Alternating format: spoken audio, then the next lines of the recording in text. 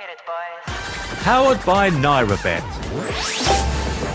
This is Football Live with Dean Kilford. Well, good afternoon and a very warm welcome to Football Live, powered by NairaBet. Now, since we were last with you, Christmas has been and gone. And today we're bringing you a sack full of games for you to feast on. Already underway is the mouth-watering Auld Firm derby between Celtic and Rangers. The score currently 0-0 in that one. But in the English Premier League, we're also underway in the lunchtime game where Luton Town are looking to make it a turkey of victories as they host Chelsea. Let's join Johnny Holmes to give us an early update from Kenilworth Road. Good afternoon to you, Johnny. How are you doing? Yeah, good afternoon, Dean. Doing very, very well. I'm loving those Christmas references. Gotta love them. Early on here, Luton versus Chelsea. A couple of chances for both sides. Kabore, who's been back from injury, has been flying into some tackles. Already looks like he's holding his ankle, so fingers crossed he's going to be able to run that one off. But he was able to set Luton on their way. It ended up with Jacob Brown trying to backheel it across the box, but it was straight into the gloves of Petrovic in goal for Chelsea. And earlier on, Chelsea had a decent opportunity. A shot from Cole Palmer, well saved by Kaminski. One change for Luton is Kabore coming back from injury. And for Chelsea, they've made 4 changes today, Dean. Thiago Silva and Armando Broja included in those lineup changes. And Sterling is back on the bench. A little bit scrappy so far, but Chelsea slightly in the ascendancy here. Luton 0, Chelsea 0, 10 minutes played. Brilliant stuff, Johnny. So how big a game is this for Mauricio Pochettino, Johnny? Chelsea sort of flattering to see if they got that victory last time out against Crystal Palace, lost to Wolves. I mean, they could set an unwanted record if they lose here this afternoon, with the most defeats of any team in the Premier League in a calendar year. Quite surprising that when you think about Chelsea Football Club being up for those sorts of records, but they just haven't found any real consistency, have they, recently under Pochettino and indeed Graham Potter before him last season. And I think every game is important for Chelsea at the moment. They need to try and find some consistency. They need to get more points on the board. I'm not sure top 4 or even, the European spots if that's too far away for Chelsea this season. They've just got to find some feel-good factor around the club. A win here today could set them on that route. Still 0-0, 10 minutes played. Brilliant stuff. Thank you very much. I'm sure we'll be back with Johnny very, very shortly. As I can tell you, I've just stepped away from Johnny, but there's been a goal in Kenilworth Road.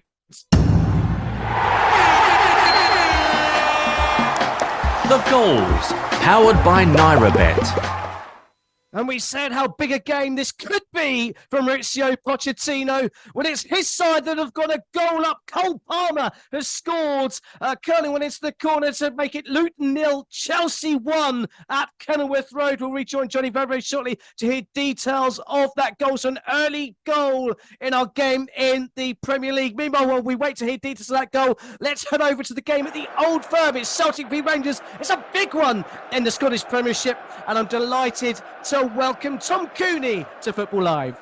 Yeah, good afternoon, Dean. It is a big one here today at Celtic Park. With this up in Celtic, it's always about a title race, isn't it? We've seen both these teams win plenty of titles over the years, but with the way things have gone over the last decade or so, we don't always get that title race. This year, it is very close. Celtic currently top of the pile. Rangers, if their game the other day hadn't been postponed, they could have gone top today. As it happens, they do have a few games in hand, so they're in a fantastic position. It's been a frantic start here, as you would expect. The tackles flying in. Celtic probably started the better, but there have been chances at both ends. It was Kyogo that was released over the top after just a couple of minutes and forcing Jack Butland into a save down to his right-hand side. And then Todd Cantwell, who started quite sharply for Rangers, getting on the ball a lot, kind of with a mazy run into the box, and he forced a save. We've got 11 minutes gone. A couple of changes for both sides in today's lineups. An enforced one for Celtic, Cameron Carter-Vickers. He's replaced Stephen Walsh in the defence. And for Rangers, a bit more of a tactical one, Kieran Dowell, who I mentioned before by mistake. He's out of the side today. John Lundstrom comes in as Rangers look to shore things up in midfield. 12 minutes gone, 0-0 at Celtic Park. Brilliant, Tom. And so how big an influence do you think it's going to be? No away fans allowed, still that dispute between the two clubs. So just Celtic fans in the grounds, it's got to be a big, big advantage for them, hasn't it, this afternoon? You would think so. It's noisy, I'll tell you that. Obviously, It's a difficult one, isn't it? Because we saw during COVID the impact that fans can have and how that impacted certainly, teams playing at home under less pressure, teams going away from home and finding results that they might not normally.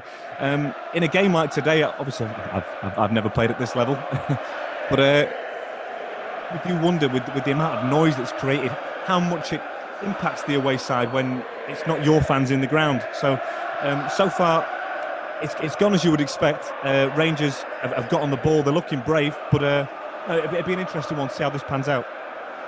Brilliant stuff. We'll check in very, very shortly again, I'm sure, with Tom there at Celtic Park. Celtic 0, Rangers 0 as things stand. Let's go and hear about that goal for Chelsea that gives them the lead at Kenilworth Road. Luton 0, Chelsea 1. Johnny Holmes.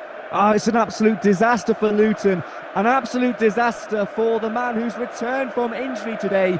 Issa Kabore gives away a gift of a goal to Chelsea and to Cole Palmer. It all started with Nicholas Jackson being set off down the left-hand side. His shot is straight at Kaminsky. You think the danger's gone.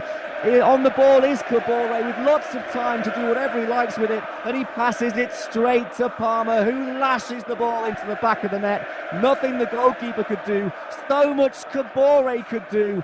He will have to try and forget about this one throughout the rest of the match. It's Luton 0, Chelsea 1, 14 minutes played.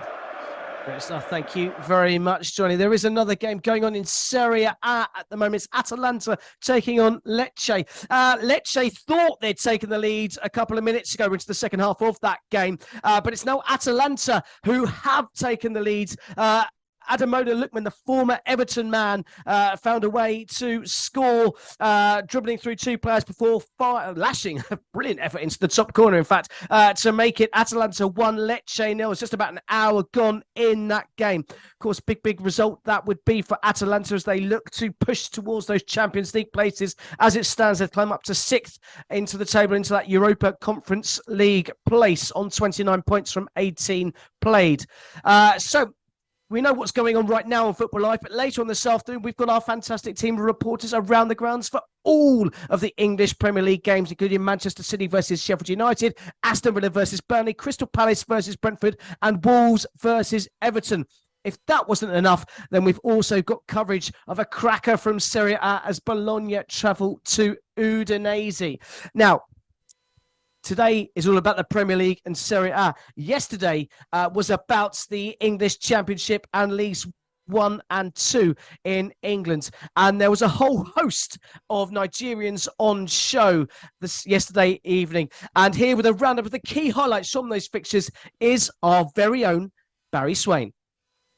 There were plenty of Nigerians involved in action last night in the EFL Championship and League 1 in England.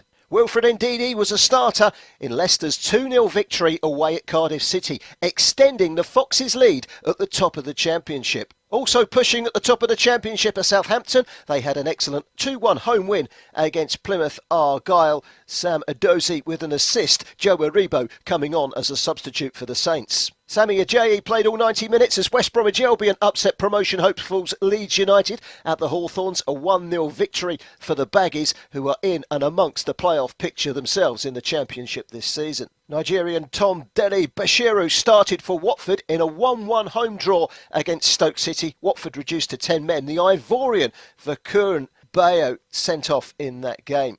At the top of League One, Bolton continue their surge towards promotion. The Nigerian Victor Adebayo scoring his 7th league goal of the season in a 2-0 victory away at the Seaside against struggling Fleetwood. There was also a Nigerian on the score sheet for Reading, who came from 2-0 down to draw 2-2 in a basement battle at Cheltenham.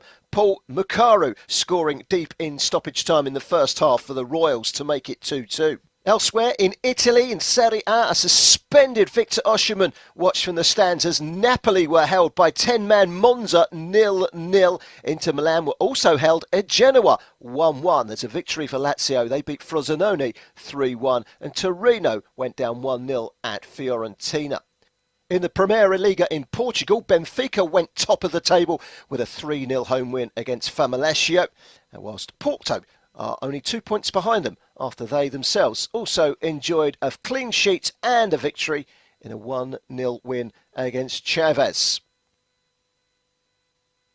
There we have it. Barry Swain giving us the update from yesterday's games in the both the English Championship, Football League 1, League 2 and Serie A, and Portugal as well. In fact, he went all over the shop there, giving us his update on the scores from yesterday. Let's just check in with the latest odds powered by NairaBet. Matthew Key with all the very latest odds from NairaBet. Well, good afternoon, Matthew. A very warm welcome to Football Live for the first time here this afternoon. So with Chelsea leading by a goal to nil, what's the latest odds on that game, Luton versus Chelsea? Yeah, well, good afternoon, Dean. Good afternoon to our Football Live listeners. I hope everyone out there had a lovely Christmas time. And as you imagine, Dean, that early goal for Chelsea, a bit of a gift of a present, as Johnny Holmes said, a late one for them. But they take the lead 19 minutes into the game, and that has very much affected the odds in the market. 11.0 for Luton, the home team. If you think they're going to come back from this one-goal deficit to win at Kenilworth Road. 6.0 the draw, and 1.29 for Chelsea to continue their lead. So not really much money in Chelsea there. I quite like the draw there, to be honest, Dean. 6.0. We know Chelsea are struggling this season, concede quite a lot of goals, struggled against Palace last time out. So that crowd really gets behind Luton Town. So could be a bit of value in that draw. As for the big one in Scotland, Celtic Rangers, 19 minutes into that one, still 0-0. 2.25 Celtic, very much the favourites in that one, and the draw and Rangers win is the same at 3.25. Really difficult game to call this. You never know which way they're going to go, such as Derby Day, but you feel like that Celtic crowd, no Rangers fans there, really will make a big difference. And just a little extra one for you here, Dean, in this game, because of course we have got Cyril Dessers, the Nigerian striker, playing for up top for Rangers in this one. One of his last games before he goes over to the African Cup of Nations, where Nigeria will really expect him to be a big part of their attack with Victor Osimhen to score any time. He is 3.90, so good bit of value there. He's been in good form recently. So for any Nigerians that are listening, have a go on Cyril, root for him before he comes into AFCON. Hope he comes in with good bit of form before that first game against Equatorial Guinea, 14th of January. That's all the odds, courtesy of NairaBet. Of course, the odds are subject to change. Back to you, Dean. Great stuff. Thank you very much, Matthew. We'll check in with you again later on for sure. Okay, let's go back to Kenilworth Road. Luton Town 0, Chelsea 1 last time we heard. Chances at both ends though, Johnny. Yeah, absolutely, Dean. And since that Chelsea goal, I would say the home side Luton have really been trying to get back into this one. They had a free kick in a dangerous area. Barkley and Doughty stood over it. Barkley stepped up and fired a really rocketing shot that just was always rising and slightly over the bar, but not far away at all. Then Chelsea went down the other end. It was Nicholas Jackson who fired across, and if anyone gets on the end of it, it's a certain goal, but no one was there, and it faded all the way through to Madueke on the other side. Then Luton came forward. It's end-to-end this one, Dean. Cabore's cross was met by a Chelsea defender, headed up into the air, but the header was weak by Adebayo and straight into the gloves of Petrovic. Luton far from out of this one. It's Luton 0, Chelsea 1, 21 minutes played. Great stuff. Thank you very much, Johnny. Let's go back to Celtic Park then. Celtic 0, Rangers 0. No signs of a goal yet, but the first yellow card of the day, Tom Cooney. Yes, first yellow card of the day, and it has gone to Celtic. It was Alistair Johnson who got squared up by Abdallah Sima on the left-hand side, and he beat him on the inside, and it's one of them that he probably had to take it because he was in the box and it was a dangerous position. So he's taken the first yellow card of the day. The free kick came to nothing in the end, and Celtic have just gone up the other end and had what looked like a golden opportunity. Kyogo sliding in, and any contact sends the ball into the net from a ball that was flashed across, but seeing the replay, it was just offside, so probably would have been disallowed. Game continues at a frantic pace. We are 21 minutes gone. It remains 0-0. Brilliant stuff. Thank you very much, Tom. So still goalless in the game in the Scottish Premiership. As you just heard, Celtic 0, Rangers 0 in the English Premier League. Luton Town 0, Chelsea 1. In Serie A, it's currently Atalanta 1, Lecce 0. Those are the three games currently going on in the big leagues across Europe. You are listening to Football Live. From the beginning. Hit it, boys. You are listening to Football Live. Live and exclusive on Brila FM. Join from the corner where the big boys play. Introducing NairaBet's new feature, ShareBet. Celebrate victories, showcase your skills, and join the NairaBet community today. Ever wished you could share the excitement of your bets with friends and fellow enthusiasts effortlessly? Well, now your betting experience can be shared with just a click, making every moment unforgettable. How to share your bet.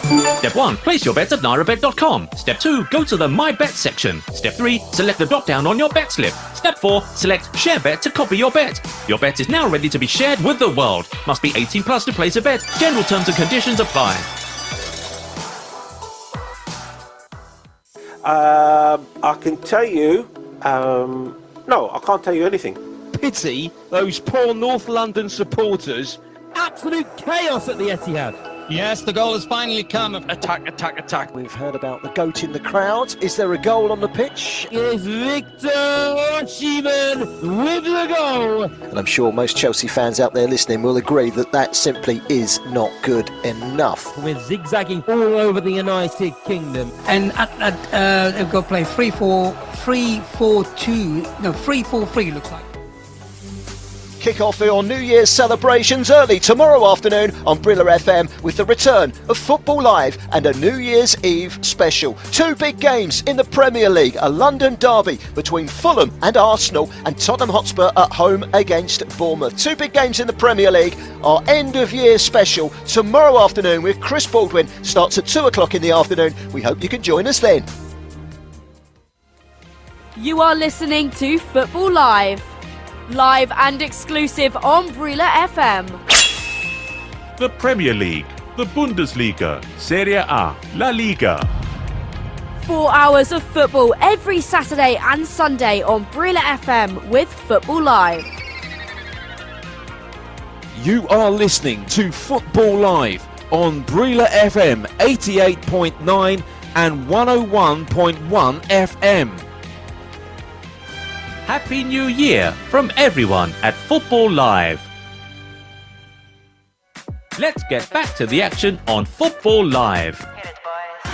Powered by NairaBet. This is Football Live with Dean Kilford. Well, a very warm welcome back to Football Live. It was goalless last time we heard at Celtic Park. It's goalless no more.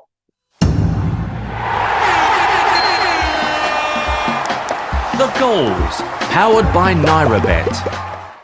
And it's Bernardo that's given Celtic the lead in this crucial Old Firm derby at the top of the Scottish Premier League table. It's Celtic 1, Rangers 0. We'll hear about that goal very, very shortly from Tom Cooney. Before we do, let's go back to Johnny Holmes at Kenilworth Road, where there's been some more chances for Luton Town as they look to get back into it against Chelsea. Yeah, they really are pushing Luton. They are not going to lie down easily here at Kenilworth Road. It's another dangerous free kick for the home side. Doughty stood over this one, whipped it in, but it was headed away by Colwell comfortably, despite looking like quite a dangerous delivery. Not the first time Luton have had a dangerous free kick here. Chelsea are giving them away on the edge of the box, and as long as they keep doing that, there will be danger. Still Luton 0, Chelsea 1, 26 minutes played. Good stuff. Thank you very much, Tony. Let's go and hear about that goal from Bernardo from Tom Cooney. Yes, it's first blood to Celtic in the Old Firm, and it's Paulo Bernardo, the Portuguese midfielder. It's come from a corner. On first view, it looked a little bit soft, but I think it's a bit unfortunate from Rangers' perspective. The ball, it's not a great corner, and it's the Rangers defender. I didn't see who it was at the near post. It's kind of in amongst his body a bit, and I think he tries to use the pace on the ball to glance the ball away. He probably gets a bit too much on it and just nods the ball down into the ground. It falls to the edge around the penalty area for Paulo Bernardo, who he catches it so sweetly and volleys it past Jack Butland in a flash. Like he got a yellow card for his celebration as well. 27 minutes gone in the Old Firm. It's Celtic 1, Rangers 0. The scenes after that goal, Tom, I mean, it was something to behold, wasn't it? The fans in the stadium. It was. Again, I don't know how different this is playing with the fact that there's no Rangers fans in the ground, but yeah, he was straight into the crowd. I think that's what his yellow card was for. In the opposite corner, he dived in there, was getting hugs all round. So it was something to behold. Absolute chaos there, but an absolute sweet strike from Bernardo makes it Celtic 1, Rangers 0. The latest odds powered by NairaBet. Celtic now 1.44 for the win, a draw 4.50, and Rangers out to 7.00 to look a come from behind victory there. Let's go straight back to the game at Kenilworth Road. Luton Town 0, Chelsea 1. No chances, but a yellow card for Luton Town's Brown, Johnny Holmes. Yeah, absolutely. Jacob Brown with a very late tackle there. I think he's a bit lucky that as his studs came in and came down, they didn't make too much contact with the man, or it could have been worse than a yellow.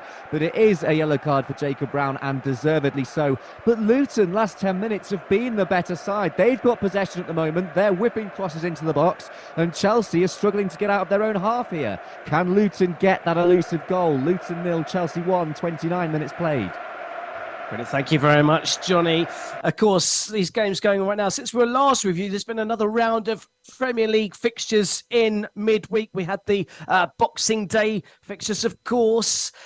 Bournemouth beating Fulham by 3-0, Burnley 0, Liverpool 2. The scoreline much wasn't as favourable as the comfortable performance Liverpool enjoyed that game. Manchester United came from behind 2-0 down at half-time to beat Aston Villa by 3-2. A fantastic game. That was at Old Trafford. Newcastle United 1, Nottingham Forest 3, and Sheffield United 2, Luton Town 3.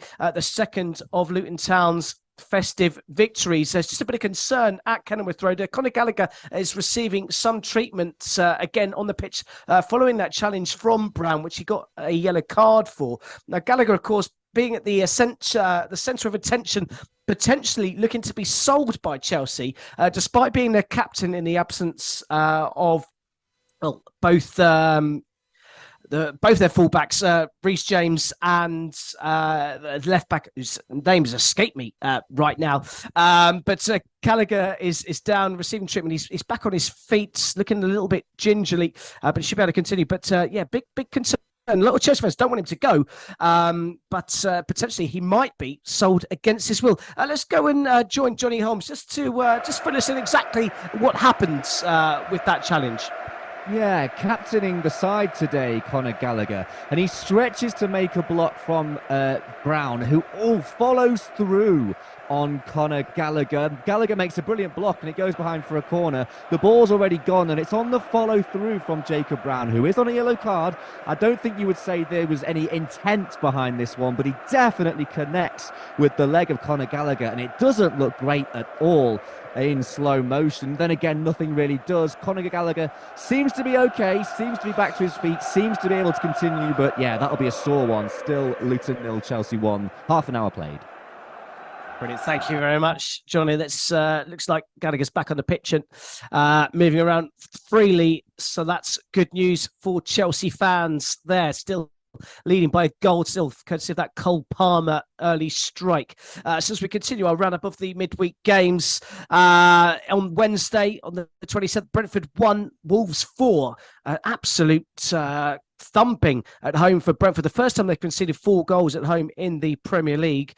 Chelsea, of course, came from, didn't come from behind.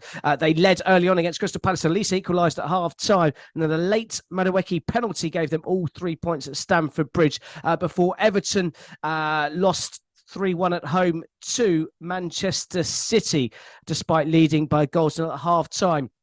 The reason why we say this, Chelsea and Luton in action right now. We heard from Mauricio Pochettino on the importance of that victory against Crystal Palace in midweek ahead of this game against Luton Town. No, I think important for us. I think 3 points, but I think so important after the defeat against Wolverhampton. It was a victory to heal and to keep believing. I think the performance was good. The player really fight for the victory. It was really tough because Palace was doing well. But I think on the end we deserve and the victory. I'm so pleased for the players. No, yes, look, I recover my energy here. I think the team needs this energy from the dugout, and I think, yes, I was living with passion the game. I trying to help in every single action the team and of course supporting, because I think it's important to support and to help. Mauricio Pochettino there on that 2-1 victory for Chelsea at home to Crystal Palace. Let's go back to Kenilworth Road, where since we were last with Johnny, it's been all Luton Town. All Luton Town. And I think you would say that's since the Chelsea goal, it's been a pretty dominant performance in terms of possession and in terms of chance creation for Luton here at Kenilworth Road. And they're the team that are firing crosses into the box. Lokonga found Doughty, who had a chance to clip one into the middle, but unfortunately it hung in the air just a bit too close to Petrovic, who could come and gather in front of Adebayo. But I tell you what, Chelsea can't get out of their own half here, and they've just given away another dangerous free kick for Luton to have a go at. Stay tuned here. Luton certainly not going away in this one. Luton 0, Chelsea 1, 32 minutes played. Great stuff. Thank you very much. Let's go straight back to Celtic Park. Let's see how Rangers have responded to going a goal down in the Auld Firm derby, Tom Cooney. Well, to be honest with you, Dean, it's been all Celtic since they scored the goal, but Rangers have just been presented with a huge chance to level this. It's a loose back pass, a lazy back pass from the right back Johnston, and Cyril Dessers nicks into the diving defender, gets the ball first. He threw on goal. He's got so much time, possibly too much time. He takes a touch, he takes another. You're thinking, just shoot, put it on your left, shoot. In the end, he gives the defender too much time to get his body across and just shove him off the ball. And the look on his face afterwards, he knows it was a golden opportunity. He had an ample time to take that shot. 34 minutes gone. Celtic 1, Rangers 0. Good stuff. Thank you very much, Tom. Straight back to Kenilworth Road to hear how that free kick went for Luton Town. Yeah, they tried a little routine there. It's Ross Barkley and Doughty who stood over it. They shaped to shoot. I think it's Barkley plays it into Doughty, who just taps it back to him. But by that point, the Chelsea defenders in the wall are able to charge out towards the ball and from close range get a block in from Barkley's shot. It kind of pinged around the box and was cleared away long downfield by Thiago Silva. But Chelsea look rocked here. They can't get out of their own box. They can't string passes together. And Luton are having a much easier time of it. Only problem is the scoreboard says Luton 0, Chelsea 1, 35 minutes played. So thank you very much, Johnny. Of course, Luton Town have suffered some home defeats to some of the big clubs, but they've not lost by more than a single goal in any of those defeats. And of course, that credible draw at home against Liverpool just a few weeks ago. So the latest scores: Luton Town 0, Chelsea 1, as you just heard. Celtic 1, Rangers 0 in the Old Firm derby. In Serie A, it's about 8 minutes to go in the game between Atalanta and Lecce. It's still Atalanta 1, Lecce 0. Ademola Lookman's goal, the difference between the two teams in that one. Let's go back to Celtic Park, where Celtic have been forced into an early change, Tom Cooney. Yeah, it's an unfortunate one for Stephen Walsh, who was only in the side today because of injury. Before that Rangers chance, Celtic had their own, where there was a bit of a coming together in the box, a bit of a scramble. And in that, it looks like he's gone off in some distress with his arm tucked into his shirt. He's been replaced by the Polish defender Mike Nawrocki, but really disappointing for him. He's just got his opportunity to come into the team, and he's lasted just over half an hour here at Celtic Park. Brilliant stuff. Thank you very much, Tom. Meanwhile, at Kenilworth Road, there's been a second goal. The goals, powered by NairaBet. And it's been all Luton Town until Chelsea went on the break and scored a second goal. Madawaki with his second in as many games to make it Luton Town 0, Chelsea 2. The Chelsea fans haven't had much to celebrate this year. Well, they'll be celebrating this goal as they have gone 2 goals to the good thanks to Madawaki. Let's go and hear about it from Johnny Holmes. Well, how many times do we see it in the Premier League? Completely against the run of play. It feels like Chelsea have had 2 chances and scored 2 goals here. And as you say, it's Madueke. Down the left-hand side came Levi Colwill, charging forward from his left-back position. He pings it across. It finds its way out to the right-hand side with Madueke, who shapes to shoot, turns inside, beats his man and fires it goalwards. It's a fantastic finish. It's absolutely fantastic finish by Madueke, and Chelsea have taken their chances. He does well. Little shimmy, finds space and blasts it home. Chelsea have got 2 goals here from what feels like 2 chances. Luton 0, Chelsea 2, 37 minutes played. Well, thank you, Johnny. That did seem like a sort of a typical Pochettino breakaway goal. Shades of what we saw from him before when he was in charge at Tottenham and potentially was in charge of Paris Saint-Germain there was a sweeping attack from back to front. And has given Chelsea a 2-goal advantage as Maurizio Pochettino looks on with a grimace on his face despite his side leading by 2-0 in that game.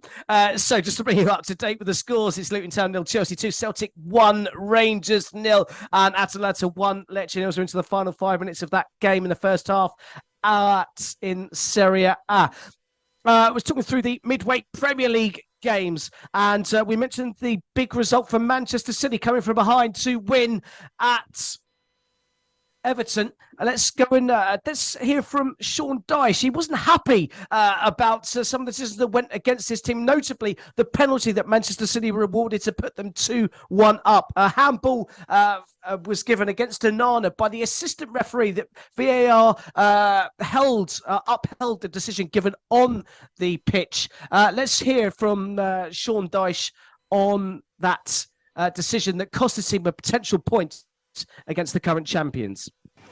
The rules are stating one thing, the people in the game want a different thing. VAR intervenes when we're not sure when it's intervened or not, and there's a lot going on.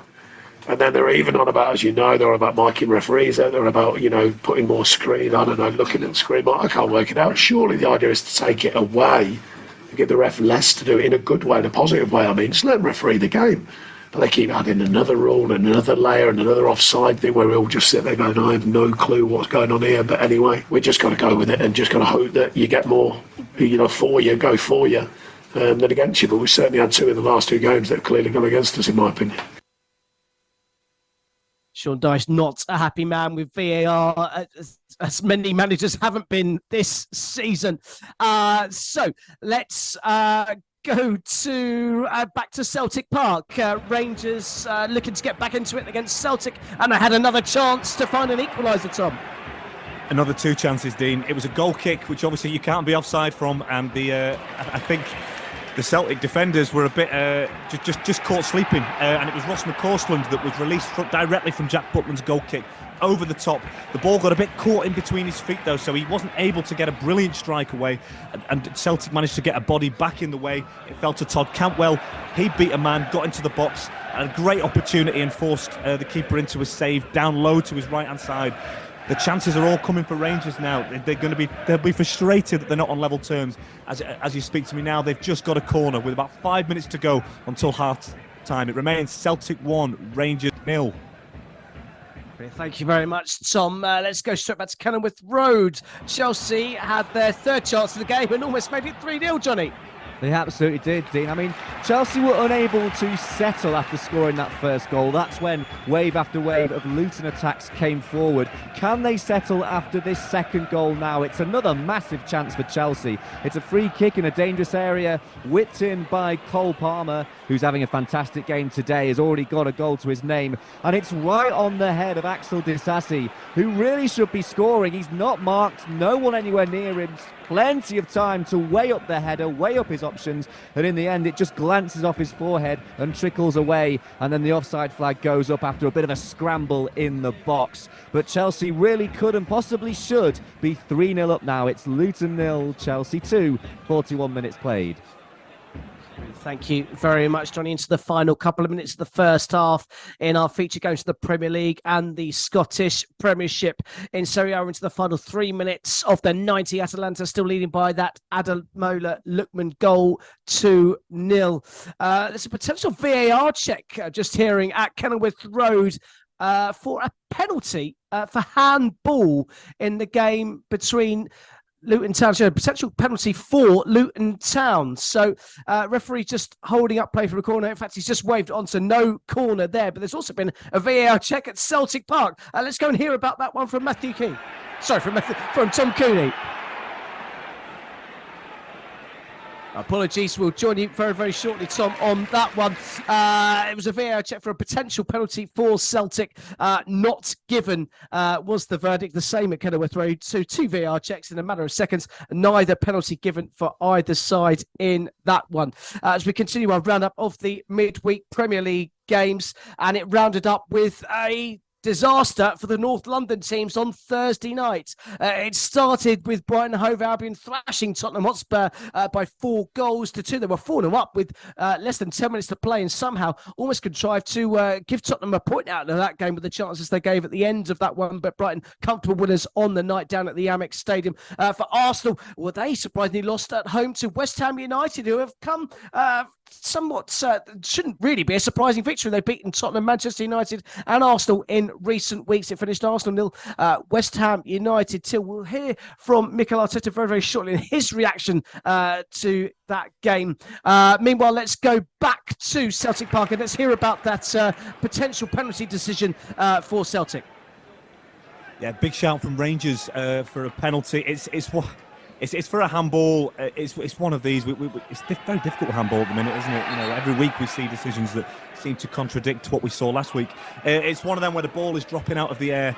I think it's Johnston who's looking around. I think he loses the flight of the ball, or it seems that way, and the ball falls onto his arm. There's a bit of an advantage, obviously, because that touch then takes it away from the oncoming Rangers player. So it was a big shout, but seeing the replay, and VAR did have a good look. I think it was probably the right decision. I couldn't tell for certain that was intentional at all. Brilliant, thank you very much, Tom. Let's hear about the potential penalty at Kenilworth Road, Luton Town against Chelsea, Johnny Holmes. Yeah, this was a bit of a nothing check from what I could tell anyway. A ball's whipped in from the right-hand side. A header comes in and it's sort of deflected and pinged around, and there's no real, possession of the ball. There's no clear-cut chance or goalward shot or effort, and no real clear contact with the hand of a Chelsea player. If anything, it looks like it might just brush the hand of a Luton player. That was never going to be given. Not really sure why it was checked, Dean. It's still Luton 0, Chelsea 2, 44 minutes played. Good stuff. Thank you very much, Johnny. It's going to be 5 additional minutes at Kenilworth Road. Still Chelsea leading by 2-0. We said we were going to hear from Mikel Arteta on that defeat at home to West Ham United. Well, here's what he had to say about it. Congratulate West Ham and praise my players. That's what I can tell. This is football. You look what we've done in the game, how much we generated in the game, and to see the result is very disappointing. But they were better than us in both boxes. And they have 2 shots with the penalty 3. We have 30. I don't know how many touches in the box, how many situations, how many open goals to score, and we haven't. And in football, you have to do that better. You want to win, and today we haven't won because of that. Because for the rest, I think the team kept trying and had an incredible attitude again. Indeed. So Mikel Arteta, for once, full of praise for the opposition and full of praise for his team. Although today he did speak ahead of the game, saying that his Arsenal team need to improve both ends of the pitch, both defensively and from an attacking point of view, if they're to maintain their title charge this season. So we are into 2 minutes of added time at Celtic Park. It's still Celtic 1, Rangers 0. That Bernardo stunning strike with the only goal of the game so far in the Auld Firm derby. We are into 4 minutes of added time at Atalanta versus Lecce. We're into the second minute of that. Still Atalanta 1, Lecce 0 in Serie A. Let's just go back to Kenilworth Road. Luton Town 0, Chelsea 2. Chelsea, they're just seeing this half out now, do you think, Johnny? Yeah, it feels that way. None of the scares that Chelsea had to go through after they led 1-0. Since that second goal, they've looked a lot more compact when defending, a lot more confident when on the ball, and Luton haven't really had much of a sniff at the Chelsea goal since that second strike for Chelsea, that wonderful finish by Madueke, and it feels like they're just playing with the time, letting it seep away and inching towards half-time, which is not far away at all. It's Luton 0, Chelsea 2. Very comfortable for Chelsea now, 47 minutes played. So thank you very much. Let's go back to Celtic Park. Rangers having a couple of chances last time we heard. Tom, any signs of them getting that equaliser before the break, or are Celtic just playing this one out? I wouldn't say Celtic are playing it out. The game is still quite frantic, as you would expect, but I think it's just gone a little bit scrappy. Only the 2 minutes added on. We're approaching the half-time whistle. Rangers just had a free kick that came to nothing after a strong tackle from Callum McGregor, which I thought he was lucky not to go in the book for. But just a few seconds left of the half. It looks like it's going to finish 1-0 to Celtic at half-time. Great stuff. Thank you very much, Tom. So, yes, just to finish the roundup of those midweek games, we'll hear from David Moyes very, very shortly. We heard from the Arsenal manager, Mikel Arteta. We'll hear from David Moyes very, very shortly. Of course, he's proud of his team. Another big, big victory on the road for them, which has seen them climb to within the Champions League places in the table. But I'll just hold that thought momentarily because I believe there has been a second goal at Celtic Park.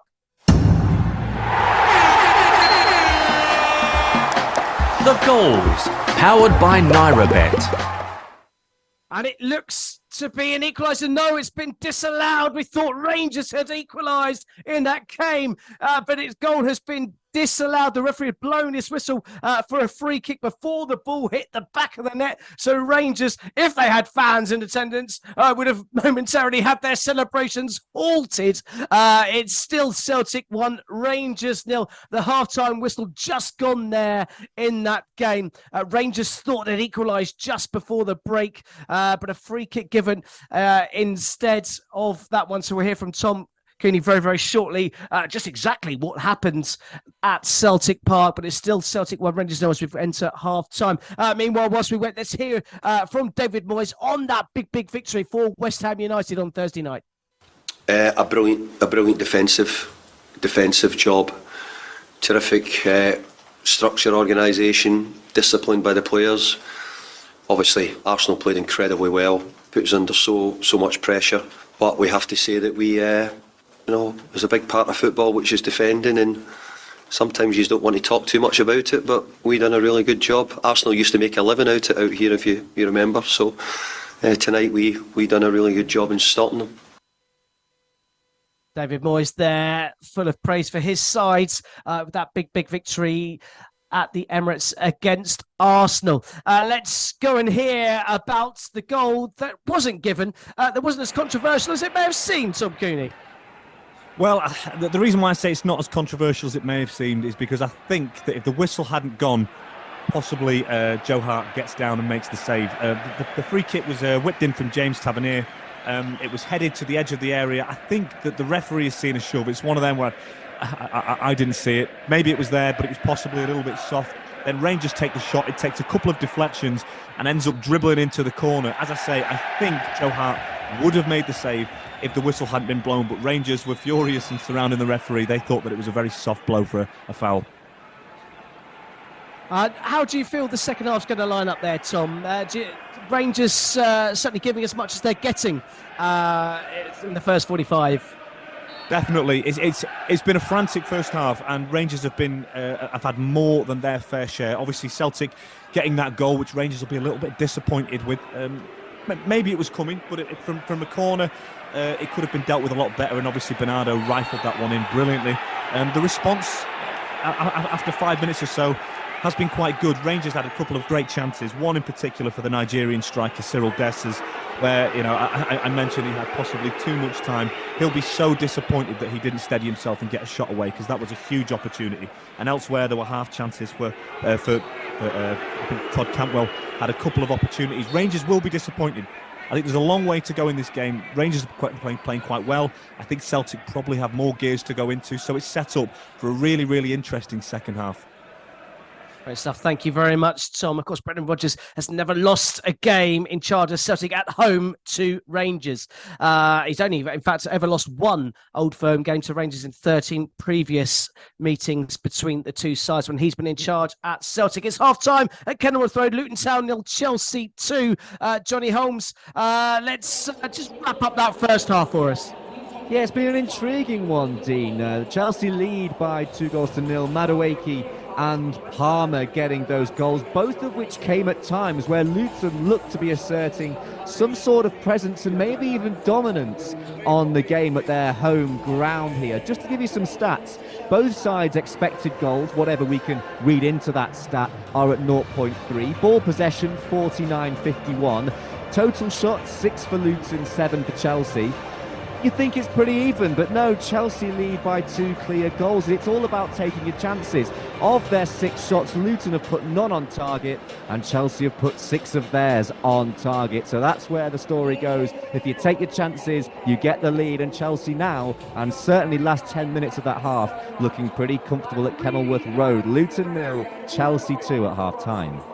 Brilliant stuff. Thank you very much. Johnny will be back with you in the second half there.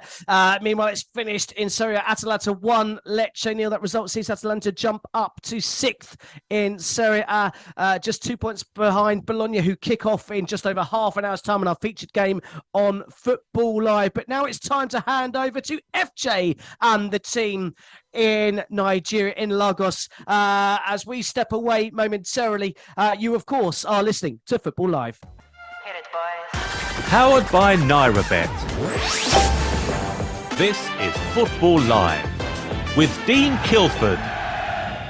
Thank you very much and welcome back to Football Live. We've just kicked off in the second half at Celtic Park. Celtic 1, Rangers 0, the half-time score. And we've just kicked off as well at Kenilworth Road. Luton Town 0, Chelsea 2, the latest score there. Talking about latest scores, let's get the latest odds powered by NairaBet. We'll get those very, very shortly with Matthew Key. Here's Matthew Key with all the very latest odds from NairaBet.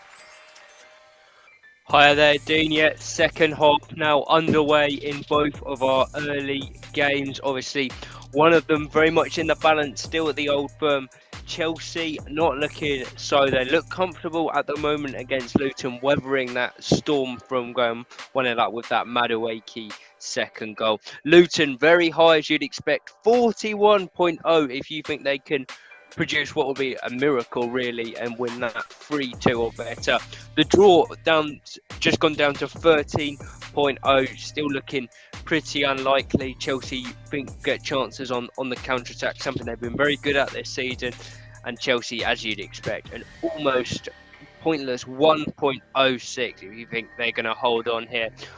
But Dean, I'm going to hand back to you because there's just been a goal at Celtic Park. Indeed, there has. Celtic have doubled their lead against Rangers.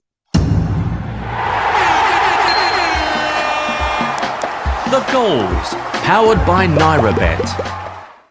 And it's Celtic 2, Rangers 0. Kyogo with the goal for Celtic. Their main man, their talisman, is on the score sheet again in the Old Firm derby. And we'll hear about that goal very, very shortly. But what a goal it was from the Celtic striker to double Celtic's lead and send the home fans into absolute raptures at Celtic Park. Celtic 2, Rangers 0. Kyogo to add to Bernardo's first half goal right at the start of this second half. Let's go and hear about it from Tom Cooney. Yes, Dean, what a strike. Just a minute into the second half here at Celtic Park. And it's the main man, Kyogo, with a fantastic strike from his left foot. Seeing it again, I think he gets a little bit too much space. Rangers will be disappointed again. I think it might be Leon Balogun, the Nigerian centre half, who drops off a little bit too much. It gives Kyogo a chance to take a touch and turn, and that was all he needed. He shifts it onto his left and bends a beautiful strike from about 25 yards into the top corner past Jack Butland. Celtic fans in dreamland. It's 2-0, just about a minute and a half into the second half. A long way back for Rangers now. Celtic 2, Rangers 0. Well, Tom, just before I let you go, we were talking about a penalty decision that wasn't given for Rangers in the first half. Since being able to review it in the half-time break, do you feel that it should have been given, Tom? Well, Dean, that was going to be my first report back. I thought when I saw it the first time, I mentioned that it was Johnson. I think it got his bearings all wrong. The ball came down out of the air, and I think it brushed his hand. And I thought, fair enough. It's been a bit of a talking point at half-time, and having a look at it again, that's not actually the incident. That happens first of all, but then I think it's Seamer who is coming in behind him, and then he's going to take that ball. And Johnston he goes to put an arm out to shield the defender. He ends up poking the ball, and having a second look at that, I think it definitely should have been given. I'm really surprised that it wasn't. Rangers have been massively aggrieved, and especially more so now they find themselves 2-0 down in a game where they've had some great chances and a huge penalty shout not given, a decision go against them. So Rangers fans certainly feeling hard done by their side, 2 goals down, thanks to that wonder strike from Kyogo. Let's go back to Kenilworth Road, Luton Town versus Chelsea. A double change for the home side at the break, and then double chances, one for either side, Johnny Holmes. Yeah, one for either side, as you say, Dean. End-to-end beginning to this second half here. It was Chelsea, first of all, charging down the right-hand side, and the cross came in, but it sort of deflected away and didn't quite fall for a Chelsea player. They had Breuer and they had Cole Palmer and they had Jackson all lining up, but it didn't quite fall for one of them. And then Luton come forward to Heath Chong, who's been brought on at half-time for Kabore, who, of course, A, showed signs of injury, and B, gave away that first goal. So no real wonder he's been brought off. Chong went charging down the left-hand side for Luton. Ball whipped in, held up by Adebayo, and then a shot comes in from the other substitute who came on, Ogbene, who replaced Brown, who was on a yellow card. Ogbene's shot was blocked behind for a corner. So it's a frantic start to this second half. Luton are going to need to find something, and quickly, if they're to get back into this one, as it is Luton 0. Chelsea 2, 49 minutes played. Good stuff. Thank you very much, Johnny. So away from the Scottish Premiership and the English Premier League, our featured game in Serie A sees Udinese take on Bologna. There's just Udinese just 1 point and one place above the drop zone. They'll be up against it against informed Bologna, who could jump into Champions League places with victory this afternoon. Leon Jones has all the latest team news from the Stadio Friuli. Good afternoon, Leon. Yeah, good afternoon, Dean. It's been a great show so far, and hopefully this game will add to the drama. Well, Udinese, they were on their way to celebrating only a second win of the season, but a touch of misfortune in the final minutes against Torino meant they got an 11th draw of this campaign already. For Thiago Motta, it was a brilliant week before Christmas, and they beat Roma and Atalanta, as well as knocking Inter out of the Coppa Italia, and they'll be looking to extend that winning run today. Well, in terms of changes, Udinese, they've made 2 changes, and it's a big day for the Nigerian goalkeeper, Maduka Okoye, who has been given the starting role over Marco Silvestri, and also Martin Pereiro comes into the team for Lazar Samardzic. Well, for Bologna, they've made 2 changes as well. Leeds loanee Victor Christiansen and Polish teenager Kasper Urbanski come in for Jean Lukumi and Dan Ndoye. I'm really looking forward to this one, Dean. Hopefully we're going to have a lot of goals in this. Yeah, absolutely. It's got a feel about goals for it, certainly this time of year as well. Udinese versus Bologna kicks off in just about 15 minutes' time there. We'll get all of the action and updates as things happen. Let's go back to the game at Kenilworth Road. Luton Town almost conceding a third, Johnny. Yeah, it's a corner for Chelsea, and rather than whipping it into the middle, they decide to go short with it. Comes out to the edge of the box to Cole Palmer, who's already got a goal today, a cracking strike that was rather gifted to him by Issa Kabore. This time Palmer gets it out of his feet and strikes from about 25 yards out, but it does go over the bar from Palmer, who then turns to Conor Gallagher and says, I want that ball in a bit quicker, I want it fizzed in for me, I want to be able to hit that first time. He wasn't too happy with the delivery, but Chelsea are comfortable here. They lead Luton 0, Chelsea 2, 52 minutes played. So thank you very much. Let's get the latest in-play odds powered by NaraBet. Celtic 1.07 now to hold on to the victory, leading by 2-0. The draw out 12.00 and Rangers out 23.00 at Celtic Park to come from behind and score 3 goals in the final 40 minutes or so of that, final 35 minutes or so of that game. Of course, those odds subject to change. Let's go and check in at Celtic Park. Celtic 2, Rangers 0. Rangers had a lot of fight about them in the second half. In the first half, have they been able to respond to that killer blow at the start of the second half, Tom? As yet, we've not seen much of a response from Rangers. I said that they responded well in the first half to the goal, but that did take them a few minutes to settle, and I think they just need to do the same again. Obviously, at 2-0, a goal could change this game, but it's really not the stuffing out of them. You know, for everything that's said at half-time kind of goes out the window. It was so close in the first half. Now they find themselves 2-0 down and facing a huge uphill task with no fans behind them in the ground to rouse them. We've just got a little stoppage for an injury at the moment. 10 minutes gone in the second half. It's about 55 minutes gone. Rangers need to find something from somewhere because Celtic looking very comfortable. 2-0 they lead. Thank you very much. Looks like Brendan Rodgers is going to continue his fantastic record against Rangers. Back to Kenilworth Road, where Luton Town have had a half chance to get themselves back into it, Johnny. They have indeed, and they're going to need to start taking some of these chances. I would say this one is more of a half chance on the half volley by Tahith Chong. It's whipped into him by Doughty. Chong does well to chest it down out of the air, waits for it to drop and bounce, and then fires it goalwards, but it is blocked and deflected away by Disasi. The corner was then whipped in by Doughty, came to nothing, and then fizzled back behind, and right now it is another corner for Luton Town. We'll see shortly how they get on with this one, but 55 minutes have gone by. Luton need to find a goal. Luton 0, Chelsea 2. Brilliant. Thank you very much, Johnny. So, Luton 0, Chelsea 2, Celtic 2, Rangers 0. The latest scores in our featured games on Football Live this afternoon. Coming up later on in just over an hour's time, we've got Aston Villa versus Burnley, Crystal Palace versus Brentford, Manchester City versus Sheffield United, and Wolves versus Everton. And in just about 15 minutes' time, Udinese take on Bologna in Serie A. Elsewhere today in Serie A, Calgary take on Empoli. Also, we'll bring you updates of goals as they go in from there. And in the Scottish Premiership, the 4 o'clock kickoff, I should say, Aberdeen take on St Mirren, Hearts take on Ross County, Kilmarnock take on Dundee, and Motherwell take on Livingston. So they're the games where we'll bring you the goals as they go in around the grounds.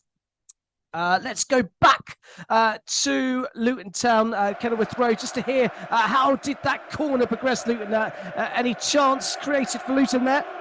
Not really, Dean. Whipped in and straight into the gloves of the thankful Chelsea goalkeeper Petrovic. But Luton are showing signs, which they did in the first half, of course, and after that they went and conceded at the other end. So who knows? But Luton are coming forward. They are starting to get a grip on this second half. But Chelsea don't really look all that rattled. They still seem comfortable, and you feel like when Chelsea come forward, which admittedly is less often than Luton at the moment, they look more likely to score and get that third goal, which would put the game beyond all doubt. So the next goal needs to be found by the home side. They are the side coming forward, but haven't really ever looked like creating that golden opportunity. We'll see how it goes. Luton 0, Chelsea 2, 56 minutes played.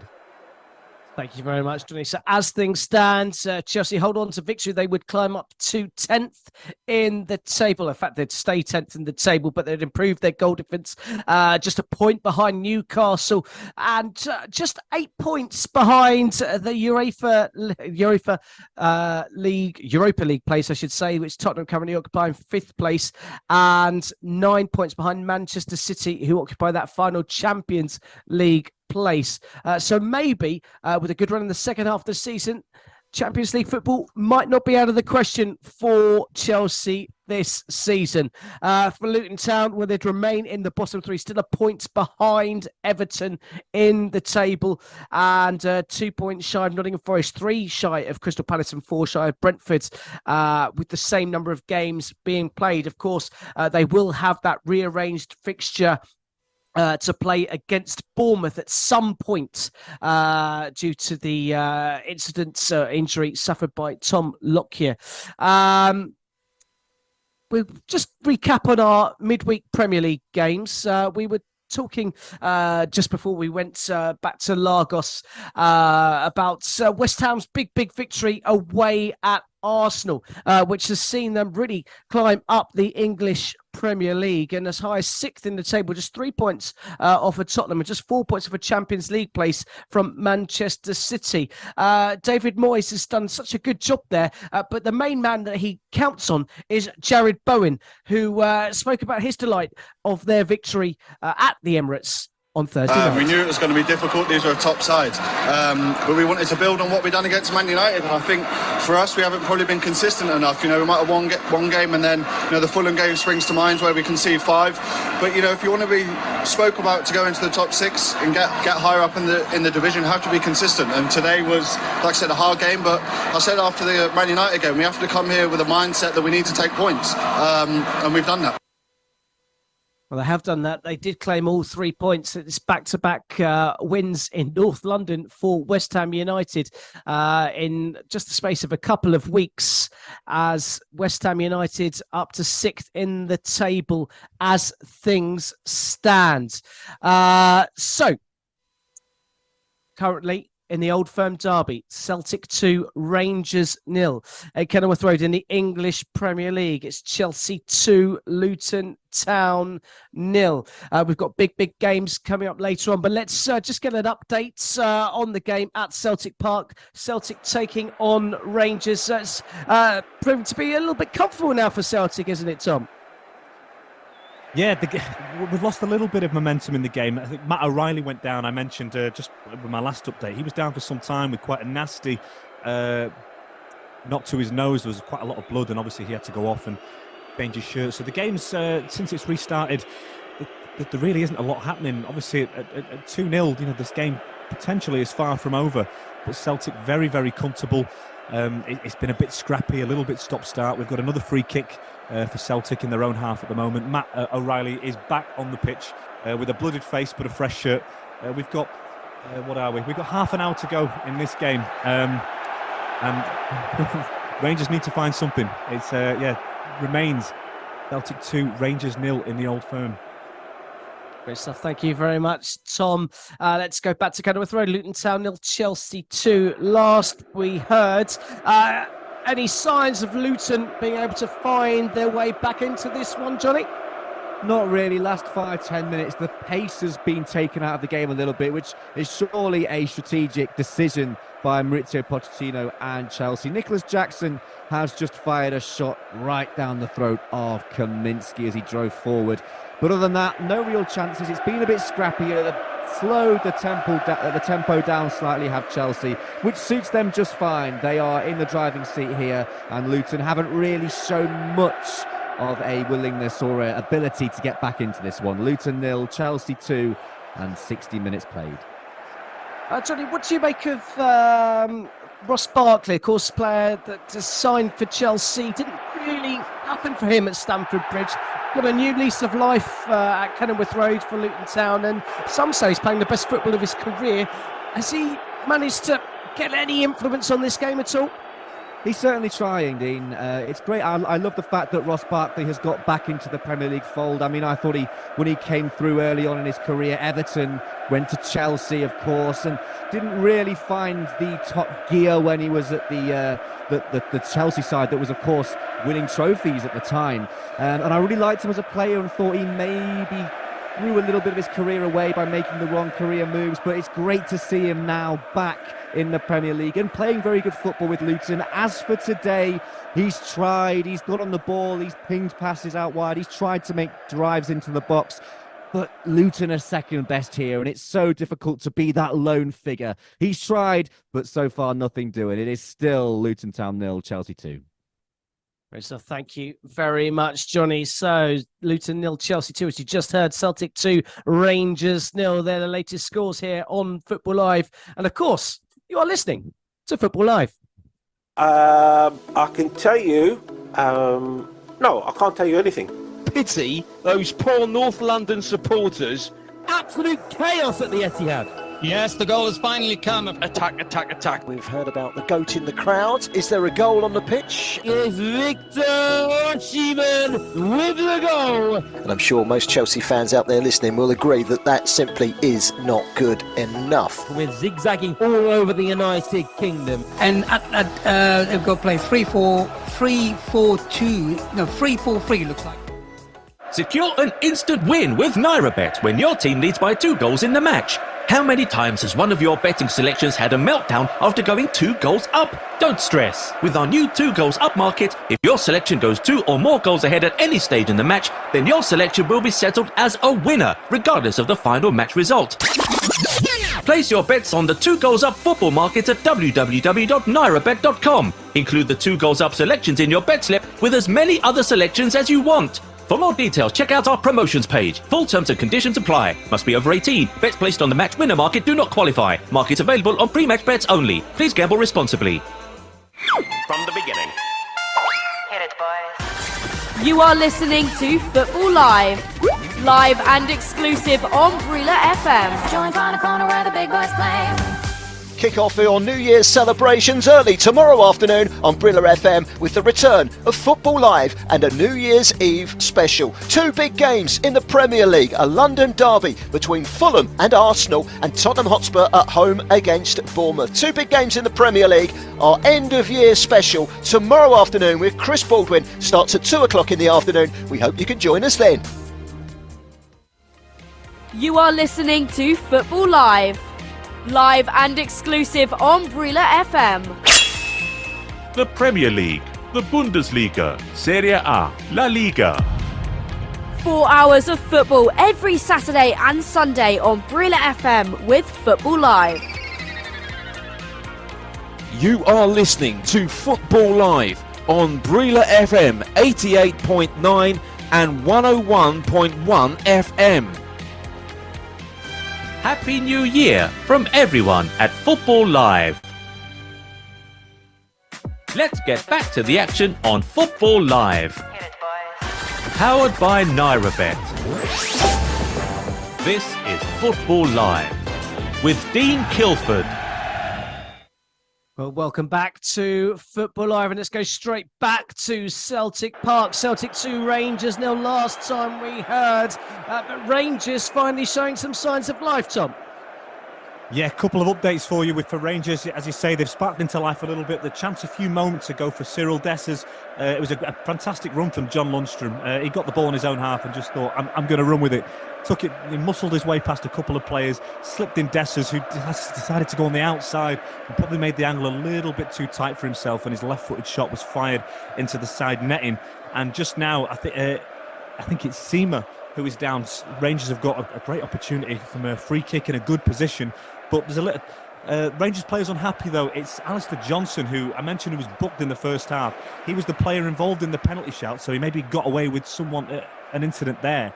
And he's quite lucky to be on the pitch because he's gone up for the header. It's one of those, I don't know if he sees the player coming, but he definitely leads with an elbow. Rangers have got the free kick. The Rangers players think that should be at the very least a second yellow card, and he should be off the pitch. Seema's still down receiving treatment, and Rangers look like they might be forced into a change. Rangers have a good free kick. Do you want to come back to me in a minute to see how that plays out? With 65 minutes gone, it remains Celtic 2, Rangers 0. Brilliant stuff. Thank you very much, Matthew. Let's do a little check on the latest odds powered by NairaBet with our very own Matthew Key.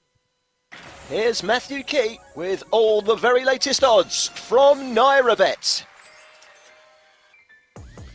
Yeah, well, not the best end to the 12:30 games in terms of if you fancy a little bet. These games both look slightly better dead and buried unless something extraordinary happens. Luton, Chelsea, we're hearing still very much in control of that one. Luton up to 81.0 if they can find 3 goals in the last 20 minutes or so. The draw 23.0 and Chelsea an almost 0, 1.02. As for Celtic Rangers, we've heard Rangers got a free kick in a good position. Maybe they score that, they can get back in the game. Celtic 1.04 at the moment. The draw 15.0 with Rangers 41.0. So to say, not the most exciting in terms of the odds at the moment. These games very much look like we know the direction they're going, but we'll have plenty more when the 3 o'clock games start. And just quickly, we've got those games in Italy about to kick off. Very quickly, give you some odds on those, if I can find them. We've got in Italy, we've got Bologna, Udine. Come back to me, Dean, when I get those Italian odds. If you can't find them right now, betting currently suspended. But yeah, come back to me then. And of course, for those 3 o'clock Premier League games, back to you. Absolutely. Thank you very much, Matthew. Yeah, both games just kicked off in Serie A. Cagliari taking on Empoli, Udinese taking on Bologna. Literally, they have both games just kicked off. Let's go and hear about a big moments for Luton Town, but no one on the end of it, Johnny Holmes. Yeah, could that have been the one chance Luton needed to get back into this game? It's well worked, as he said earlier on. Ross Barkley playing some fantastic football at the moment. He does brilliantly, slides it through to Tahith Chong on the left-hand side, who plays it across the goal in between keeper and centre-back. The striker should be there. That's where you want Adebayo to be operating, but he just can't get on the end of it and prod it home into what would have been an open goal and a certain goal for Luton. A goal they very much need to get back into this one. They couldn't quite get it, and it is still Luton 0, Chelsea 2, 69 minutes played. Thank you very much. Well, I can tell you it was Luton Town 0, Chelsea 2. It's not any longer. There's been another goal at Kenilworth Road. The goals, powered by NairaBet. And it's a double for Cole Palmer to extend Chelsea's lead to 3 goals to 0. It's Luton Town 0, Chelsea 3. Cole Palmer, the most simplest of tap-ins in the end, but a very simple goal that Chelsea have scored, just dissecting Luton as easy as you like. 2 passes from back to front, rounds the keeper, scores, and Cole Palmer has got his second for the afternoon. Luton Town staring defeat, their biggest defeat of the season. It will be, as it stands, Luton Town 0, Chelsea 3. Let's go and hear about it from Johnny Holmes. Oh, it's way too easy for Chelsea. They've got a free kick way back in their own half, and it's just, as you say, slicing Luton apart. It's almost Sunday League stuff to watch as it's played all the way through. 2 passes, as you say, back to front, and suddenly, out of nothing, Cole Palmer is in on goal, and he dances around Kaminsky, gets a bit fortunate, it bubbles back off the Luton goalkeeper. Just seeing a replay of it now, Disasi plays a through ball right through the middle of the Luton midfield into Jackson, who spins his man and slips it through to Palmer, who's onside and rolls it past Kaminsky and taps into an empty net as the Luton defenders sprawling, try to block it. They've got no chance, and surely now Luton have got no chance as Chelsea, have they just put the game to bed? Luton 0, Chelsea 3, 70 minutes played. Thank you very much, Johnny Holmes. Let's go back to Celtic Park and let's hear about that free kick that Rangers had in a promising position, Tom. Yeah, the free kick, unfortunately, from James Tavernier went straight into the wall, but seeing a replay of the incident again, I wouldn't be surprised if Alistair Johnston's taken off in a minute, because it was a very, very reckless leading with the arm, and I think it was checked by the VAR for a potential red card. Obviously, it was deemed not strong enough for a red card, but I don't know how these things work. Can they suggest a yellow? Because it would have been a second yellow and off. It was a poor challenge, and Abdallah Sima hasn't been able to recover. He's been replaced by Scott Wright, and another change for Rangers. Todd Cantwell coming off to huge cheers from the whole crowd. A player that seems to manage to get under opposition fans' skin. He's been replaced by Kieran Dowell as Rangers look to try and find something from this game. 71 minutes gone. It remains Celtic 2, Rangers 0. Brilliant stuff. Thank you very much, Matthew. Yeah, unfortunately for VAR, they can only give a red card or nothing, which I find ludicrous because, as you say, that would have been a clear second yellow card, which would have resulted in a red card. So Celtic very, very, very lucky to have 11 players on the pitch. Well, I can tell you, one of the teams at Celtic Park no longer have 11 players on the pitch. It's not Celtic, which means it must be Rangers. Go straight back to Celtic Park, and it's Rangers who are now down to 10 men and must be furious. It's unbelievable, Dean. Honestly, if you're Rangers, there's no arguments over the red card, but you must be thinking that it's all against you because there could be a red card at one end. There probably should be. And then it was a mistake in the middle, a quick break, and Kyogo finds himself away. And it's one of those where if Balogun, lets him go, he's in and he probably scores a third goal. So he makes the decision to body check him, to drag him down, and out of nowhere,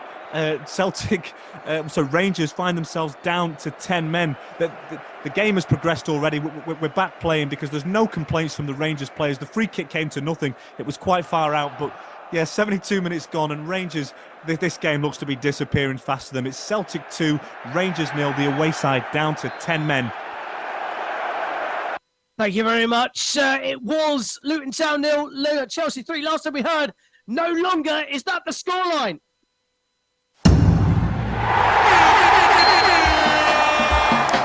The goals, powered by NairaBet. And Adebayo has pulled a goal back for the home side. It's Luton Town 1, Chelsea 3, although there will be a VAR check on that goal for a potential offside in the build-up to that goal. As it stands, it's Luton 1, Chelsea 3, but that goal may not stand. We will join Johnny Holmes very, very shortly to hear about that goal. VAR certainly taking a long, long look at that decision. Meanwhile, let's check in for the very first time in our feature game in Serie A. Udinese taking on Bologna. Udinese struggling at the wrong end of the table and have made the better starting of this game, Leon Jones. Yeah, 100%. Brilliant start to the game for Udinese. They are putting Bologna on the back foot, and they've had 2 free kicks already, dangerous positions, and they've resulted in an early yellow card for the Polish Kasper Urbanski. He left a high foot on the Udinese midfielder, and it was not a great tackle. It could have been a red card. I'm pretty sure it was VAR check for a red card, but he's got away with just a yellow. But they're yet to make anything of these early chances, Udinese, and both of these sides struggling to pick up wins. In terms of Bologna, they've been really good this season, but away from home, they were 7 without a win until their last 2 away game. And if they can get a win today, they can put to bed any doubts about their away form. But it's not started very well for Bologna, and Udinese are the team on top. It's Udinese 0, Bologna 0. Thank you very much, Leon. We'll be checking with you again very, very shortly. A good start for the home side there in a big, big game for both teams at opposite ends of the table. Well, we told you Luton Town thought they'd got themselves back into it. The cheers and joy was short-lived, Johnny Holmes. Yeah, well, sometimes it's just not your day, and it's not Luton's day today. The goal has been chalked off. It was played into Doughty on the left-hand side, who crossed it in, and it's a good finish, a very good poacher's finish by Adebayo to prod home just in front of Petrovic, the Chelsea keeper, and you thought that Luton had got one back. You thought that maybe there's still a slight glimmer of hope for them here at Kenilworth Road, but that glimmer of hope has been snatched away as Doughty was just offside. He's coming back from an offside position, and it's his shoulder and his elbow just poking out from beyond the line of defence, and correctly but unluckily offside is given by the referee. It is Luton 0, Chelsea 3, 75 minutes played. It's a tough early afternoon for the Hatters. Luton Town 0, Chelsea 3, goal disallowed. It was a good foot or so offside. When I say a foot, I mean a literal foot offside to deny Adebayo's consolation goal for Luton Town. The team news starting coming for our featured games in our later kickoffs here on Football Live. And following their World Club Championship victory, Manchester City returned to the Premier League to defeat Everton this past Wednesday night. Today they host Sheffield United, a team they've never lost to in the Premier League, although they did need a very, very late Rodri winner to secure all 3 points against the Blades at Bramall Lane back in August. Here with the early team news from that game is Richard Bond. Good afternoon and welcome to the show, Richard. Good afternoon, Dean. Good afternoon, everybody, and welcome to the Etihad Stadium. We're about 50 minutes away from a David and Goliath versus contest between champions Man City and the league's bottom club, Sheffield United. City returned to the top 4 after winning 3-1 against Everton on Wednesday night, and will look to close the gap on leaders Liverpool, who don't play until Monday, to 2 points. Today they face a side who they've never lost against, as you said. Erling Haaland scored one of the goals in the reverse fixture in Yorkshire in August, 2-1 win. However, they'll be once again having to do without their prolific frontman, whose foot injury continues to rule him out. John Stones joined the growing injury player list in the week, including Kevin De Bruyne and Jeremy Doku. For City, haven't been forced off against the Toffees, but Pep Guardiola's may have to make 2 changes to today's fixture. So the full team news for City: we have Edison in goals, Kyle Walker and Nathan Ake occupy the fullback berths. Stones is replaced by Josep Guardiola at centre half with Manuel Akanji. Rodri is partnered by Mateo Kovacic in midfield in a double midfield pivot, whilst the front 4 are Bernardo Silva, Phil Foden, Jack Grealish, with Julian Alvarez continuing up top. Struggling Blades were blunted last week with a crucial relegation 6-pointer against lowly Luton. Lost 3-2 defeat was all by their own doing in the end, though, with 2 own goals the last 50 minutes compounding Chris Wilder's side to 14th defeat in 19. Sheffield United in response made 5 changes today. Anil Amahanovic and Gustavo Hema are banned for collecting 5 yellow cards, whilst James McAtee is unavailable to face his parent club. Today's MC Wes Fodrington in goals. Back 3, I think, change formation of George Baldock, Jack Robinson and Austin Trusty. Oliver Norwood and Luke Thomas come into a bulk up the midfield with Vinicius Souza, Andre Books and the returning Jayden Bogle, who scored in the reverse fixture. Up top then it's all changed with William Osula, partner in Tunisian Anis Ben Slimani. City will go in massive favourites, but are we going to get an upset today? Not sure. Looking forward to this one though. It's Man City versus Sheffield United in about 50 minutes time. Brilliant stuff. Thank you very much, Richard. Very much looking forward to that game. Meanwhile, we've got a potentially mouth-watering clash from Molineux, where Wolves under Gary O'Neill are looking to continue their fantastic Christmas period with a 3rd consecutive victory this afternoon. Well, I can break away from that because there has been a 4th goal at Kenilworth Road.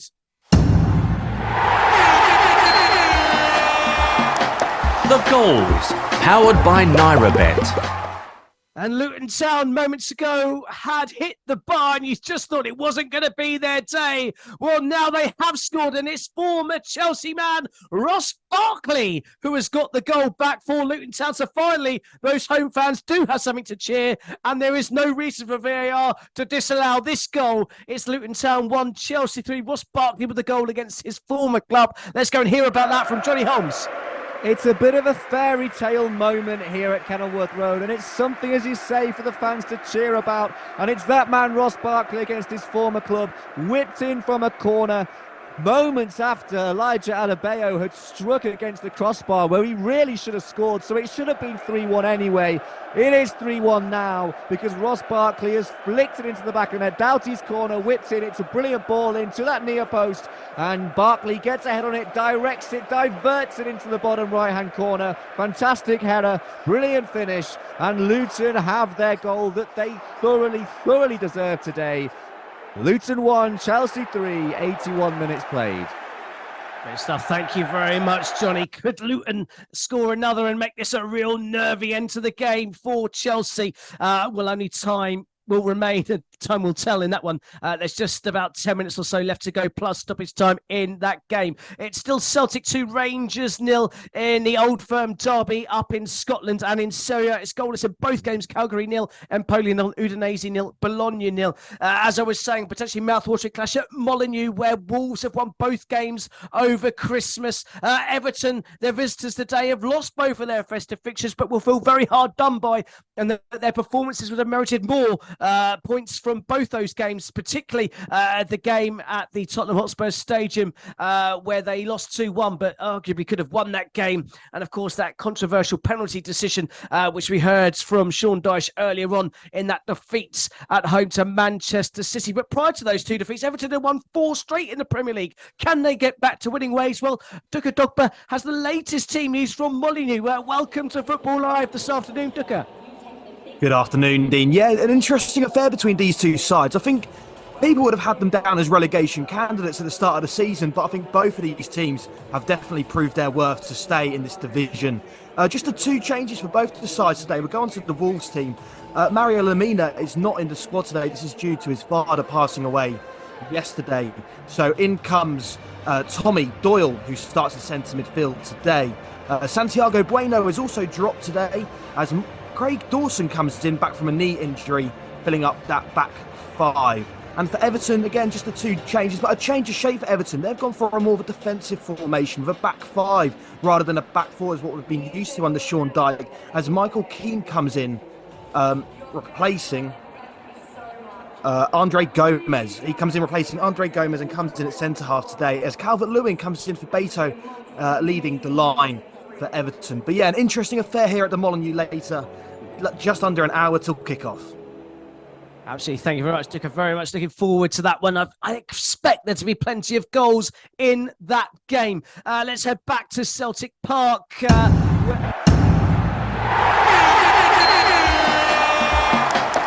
goals, powered by NairaBet.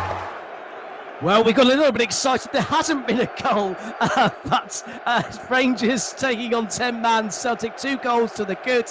And it's becoming a little bit too easy now, isn't it, for Celtic as they see out the remainder of this game? Yeah, it did. It's a real shame, that red card. It's killed the game at 2-0. You know, Celtic were well in control, but Rangers, they were fighting because that goal, you know, obviously could change the game. That they've really struggled to get hold of the ball since the red card, which I've seen another look now. It's Balogun. He had no complaints. It was a red card completely of his own making. It was actually his loose touch that brought about the chance. And yeah, it's as clear a red card as you will ever see. We've got about 6 minutes to go in this game. Celtic just knocking the ball around. It's become a bit of a training game. Remains Celtic 2, Rangers 0 in the Old Firm. Thank you very much, Tom. Celtic very much on course to hold on and get all 3 points and extend their lead to 8 points over Rangers at the top of the Scottish Premiership. Let's go back down to Kenilworth Road, where Luton Town are very much making a game of things here at the end, Johnny Holmes. They really are, and suddenly Chelsea looking a little bit nervous as the ball is pinballing around inside of their own box, and you're just waiting for a Luton player to get a shot away, but it's just above the heads of everyone in the box. Adebayo's in there, and they're now trying to whip balls into the box and just try and put as much pressure on to Chelsea as possible, which they seem to be succeeding in doing, and a free kick has been given away by Gallagher on the edge of the box. Though Luton are going to have a couple more rolls of the dice here. They may be 3-1 down, but they're not giving it up. It's Luton 1, Chelsea 3, and 85 minutes have been played. Plus, there is added time to come. Indeed, added time to come, and added time potentially for Luton to find yet another goal back in this game that their performance would deserve, I would say. Let's re-look at the team news from another one of our 3 o'clock games, and the game in London, South London, at Selhurst Park. The fans may be starting to turn against Roy Hodgson as Crystal Palace find themselves just 3 points above the relegation zone and 5 points off than they were at this stage last season. Their visitors Brentford are only 1 place and 1 point ahead of them. I'm going to break away from there because there has been a 5th goal at Kenilworth Road.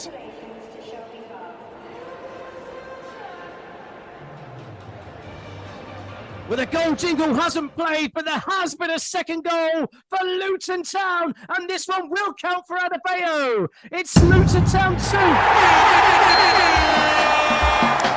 The goals, powered by NairaBet. It's Luton Town 2, Chelsea 3. Adebayo's goal will count now. It's almost a carbon copy of the first goal, not in the sense of the way the goal was scored. Luton Town hit the bar again and then have gone straight on to score from the resulting bit of play. Johnny Holmes, tell us all about it. Well, what a stunning finish this game we have got in the offing here, as Luton have now got right back into this game. It's clipped across, it's saved by the goalkeeper, but on the follow-up, Adebayo sticks it home, and they're only one goal behind now. And as you said moments before, Luton had struck the bar again. They're really pushing. They're only one goal behind. Luton 2, Chelsea 3, and there's plenty of time to get a winner. 86 minutes played. Kenilworth Road in raptures. Can they get an equaliser? Can they get an equaliser indeed, as Gallagher puts the ball in the back of the net, but the referee had already blown the whistle for a free kick to Luton Town. What a game playing out at Kenilworth Road. We thought it would be tight. It's been far from it. It's been free-flowing football from both sides as Luton Town desperately trying to find their way back from what seemed at one point like an absolute mission impossible. Well, they're just one goal away from completing that journey. If they were to find one in the remaining 2 minutes plus stoppage time of that game. I can tell you that there has been a goal at Celtic Park. Last time we spoke to Tom Cooney, we thought it was game over. Game back on. The goals, powered by NairaBet. Rangers back in this one. It's Celtic 2, Rangers 1. Rangers just pulled a goal back with 2 minutes to go. The 10 men looking to complete the most remarkable of comebacks in that game. Tavernier scoring the most stunning free kick to get Rangers back to within a goal of that game. Celtic 2, Rangers 1, latest score. Luton Town 2, Chelsea 3. Luton Town's knocking at the door. Let's go and hear about that Rangers goal from Tom Cooney. Wow, Dean, what a strike this is from James Tavernier. We know he's got this in his locker. I mentioned that this game was becoming a little bit like a training game. Celtic just gave Rangers an opening because they were lazy at the back, and a loose pass put Cyril Dessers in, and he wasn't able to find... to get a good shot away, but that chance just sparked Rangers into life a bit and made them, just gave them something left in this game. From the next attack, they win a free kick. It's one of them. It's at the corner of the box. You think he's probably going to whip this in, but James Tavernier, we know what quality he's got from these positions. Bends a phenomenal strike into the near, but it goes so high and dips under the bar. We've got about a minute left of normal time and probably a decent chunk of stoppage time for Rangers to try and find an equaliser here. Almost at the 90, it's Celtic 2, Rangers 1. 3 absolute stunning goals at Celtic Park in this game. Celtic 2, Rangers with 10 men 1, but very much back in it, as are Luton Town, who are pressing for an equalising goal, and it's just cleared off the line. There is Chelsea put another attack on Thiago Silva, the man, to spare Chelsea's blushes and to stop them from throwing away a 3-goal lead at Kenilworth Road. Let's get the latest team news from Selhurst Park, where Brentford are the travellers to Crystal Palace. Where they've made history back in August by becoming the only 2 teams to have their first 5 meetings end in a draw. Kane Weirs is our man in place to bring us the latest team news as the Eagles take on the Bees. Good afternoon to you, Kane. Good afternoon, Dean. And yeah, as you say, neither side can boast much heading into the day's game, which could make for an interesting encounter, with only Sheffield United and Burnley having scored fewer goals than Crystal Palace this season. And really, that just sums up Crystal Palace's season so far. Brentford as well also coming with the joint fewest points in the Premier League in the last 7 games, with 3 level on Crystal Palace. The Bees again as well, missing some big chances as well, being 3rd in the table and missing some big chances.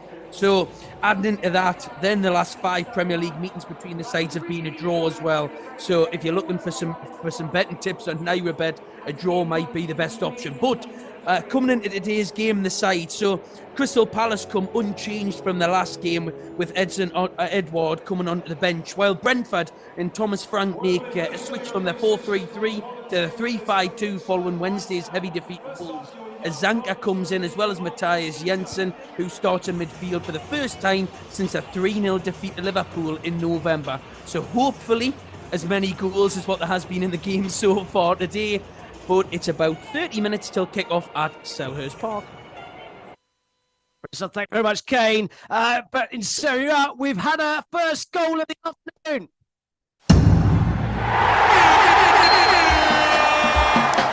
The goals, powered by NairaBet. And it's the home side struggling Udinese who have taken the lead in that game. Let's go and hear about that goal from Leon Jones. Yeah, what an incredibly important goal this is for Udinese. The first goal they've scored in the opening 30 minutes this season, and it's come from their talisman, Roberto Pereira. And I must say, it's been coming for Udinese. They had a 5-minute spell where they had two big chances. One for Festi Ubaselli and the other for Wallace. And then this one just came from the Ubaselli chance. It came to a corner, edge of the box, falls to Pereira, gets a nice contact on it, and it's gone into the bottom right corner. Udinese lead 1-0 here. Big goal for them in that relegation battle. A big goal indeed in that game. Two teams that are pushing for an extra goal. One of those is Rangers at Celtic Park. They are back in it at 2-1, and they're pushing hard for an equaliser, Tom. They are. They're going to have to risk it, Dean. We've had a couple of opportunities at both ends. The first one, it was Rangers getting the ball down the right-hand side, and James Tavernier has really come to life since that goal. He looks like the man that's possibly going to be, if anyone's going to make something happen, it's probably going to go through him. A great ball into the box, and it caused a bit of pinball. Celtic broke, and I think they had a few men over. Rangers are going to have to risk that, and it was, I think it was Abada who took the shot on in the end when there were probably better options, straight into Butland's arms, and then it was straight up the other end. We've got about 6 minutes to go in this. I think there's going to be chances. Rangers just hoping for that one. As I say, 6 minutes to go. It remains Celtic 2, Rangers 1. Indeed, 8 minutes of added time incidentally were added on at Celtic Park in that game. There's 6 minutes added on at the game at Kenilworth Road. Luton Town 2, Chelsea 3 last we heard. But boy, oh boy, have Luton Town been knocking on the door, Johnny Holmes. They really have. They've been pushing here for the equaliser. And about 25 minutes ago, who would have thought that would be happening here at Kenilworth Road? But yes, it is Luton who have got 2 goals back. Can they get the equaliser? Well, they're definitely looking forward for it. Whipping balls into the box here, trying to put that Chelsea defence under as much pressure as possible. And as you said a few minutes ago, Thiago Silva saving Chelsea with a fantastic block off the line when you thought surely this is it. Can Chelsea hold on? Can Luton get the equaliser? They're coming forward again. Luton 2, Chelsea 3, 94 minutes played. I've never seen the ball flash across the 6-yard box more times in my life than Luton Town are absolutely laying siege to this Chelsea goal. But as it stands, Chelsea look like they're just about going to hold on for all 3 valuable points in this game. So just to recap in Serie A, Calgary 0, Empoli 0 is the latest score. Udinese 1, Bologna 0 on our featured game in Serie A. In the Scottish Premiership, we're into the 6th minute of added time. Celtic 2, 10-man Rangers 1. Rangers pushing very hard to get an equaliser in that game. And in the English Premier League, Luton Town 2, Chelsea 3. Chelsea were 3 goals up with 25 minutes to go. It looked dead and buried, but Luton Town very much pushing on to get an equaliser in that one. Let's go back to Johnny Holmes just to hear just how hard are Luton pushing. Oh, extremely hard. This is unbelievable, really. From where we were a couple of minutes ago, 20 minutes ago or so, we thought this game was dead and buried. Luton had some fantastic chances and Chelsea stole a march and went 3 goals in front. But as you say, they've been flashing balls across the box. They were looking for a corner recently as they played the ball into the box. It bubbled behind. Both teams appealed for it. And if it went out for a Luton corner, then you bet they'd throw everyone forward. It was given as a Chelsea goal kick. We've not got long here at all. Still Luton come forward. Maybe one last roll of the dice. Luton 2, Chelsea 3. They've got to get on with it now. Got to get on with it indeed, but it's Chelsea who are winding down the clock with the throw-in just inside the Luton half. We played the 6 minutes of stoppage time that were allotted at the start of this game. The ball very much at the wrong half of the pitch as far as Luton Town are concerned. But from Chelsea perspective, this will be a big 3 points for them. 3 points to add to the 3 points they got in midweek against Crystal Palace would make this a relatively reasonable, good Christmas for those Chelsea fans that have suffered more defeats this calendar year than pretty much any other Premier League team in history, which goes as somewhat of a surprise. Last chance saloon time for Luton Town. Let's quickly head back to Italy. Udinese taking on Bologna for another chance for the home side. Yeah, they're putting the pressure on to get that second. It was a brilliant slaloming run from Martin Piero, and he just took an effort that was dipping, but it didn't dip in time. And then just after that, Lorenzo Lucha had a chance, but it was blocked by a Bologna defender, and he said it was bad at the defender's arm, but the referee disagreed, and instead of a penalty, they've got a corner. It's still Udinese 1, Bologna 0.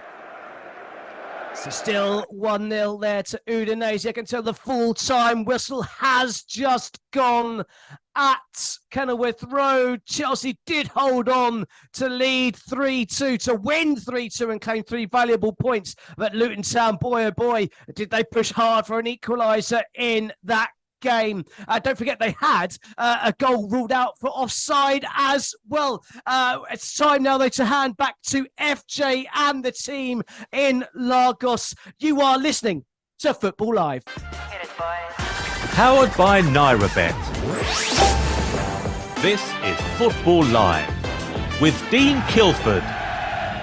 Well, thank you very much and welcome back to Football Live, where it's already been quite stunning show so far. It finished Luton Town 2, Chelsea 3 in the English Premier League. But we left you with the full time, or with the game still playing at Celtic Park, the Old Firm derby. Celtic 2, Rangers 1 was the last we heard from that game. That is how it finished. Let's get a full-time report from what ended up being quite a thrilling, tense finale with our very own Tom Cooney. Yeah, Dean, what a great start to the football today up here in Scotland. Celtic coming out on top in the Old Firm. It was quite an even first half in a real cauldron of noise despite no away fans in the ground. Celtic took the lead midway through with a sweet strike from Paolo Bernardo after Rangers failed to deal with the corner. Rangers had the chances though, and they would have been very aggrieved not to get a penalty after Alistair Johnson handled in the area. I didn't see it at first look. I'm very surprised though on second viewing that VAR did not intervene. Just over a minute into the second half, it got a lot worse for Rangers. A stunning strike from Kyogo into the top corner put Celtic 2-0 up. Rangers came back though, and Alistair Johnson, who was in the thick of it all afternoon, very lucky not to be sent off. He was on a yellow card when he elbowed Abdallah Sima in the head, and he was very lucky to stay on the pitch there. The next attack saw Leon Balogun sent off for Rangers. James Tavernier got a stunning free kick on 88 minutes to set up a grandstand finish, but Celtic held on to go 8 points clear at the top of the table. Rangers will take heart from the performance. They keep their 2 games in hand, so I would sense there's many twists and turns to come, but it's finished full time at Celtic Park. Celtic 2, Rangers 1. Great stuff. Thank you very much, Tom. What a game that was at Celtic Park. Let's just get some team news from the last of our Premier League games that we're covering here on Football Live this afternoon. Aston Villa take on Burnley, and last time out, Sheffield United stopped that incredible winning run. Aston Villa won 15 games on the bounce at Villa Park. That was stopped by Sheffield United. Can they start that run again here this afternoon? Well, they take on a Burnley side that's really struggling this season, but have picked up 7 points from the last 6 games. Reporting from Villa Park to see if Unai Emery can get his Villa title charge back on track is Ash Sanderford. Good afternoon, Ash. Good afternoon, Dean, and good afternoon, Football Live listeners. I'm really looking forward to this game, really excited about this game today. Villa have been absolutely fantastic this season, and yeah, they're going to be looking to get themselves back on track. They've been unbeaten in their last 16 Premier League home fixtures. That last, as you mentioned before, that last game they drew 1-1 with Sheffield United, actually coming back into the game in the final moments of the game. But they've had 2 changes today. One of them's a forced change, actually, from Alex Moreno, comes in for the injured Lucas Digne, and Moussa Diaby is going to sit in behind Ollie Watkins. So Leandro Dendoncker, who scored that vital goal that should have won them the game in the first half. Winning 2-0 up against Manchester United. He scored that goal, but he now drops to the bench, Leander Dendonka. So there's 2 changes for Aston Villa. As for Burnley have had a really mixed bag of fortunes away from home. Their last away game, they beat Fulham, unfortunately for Barry and one of our here at Football Live.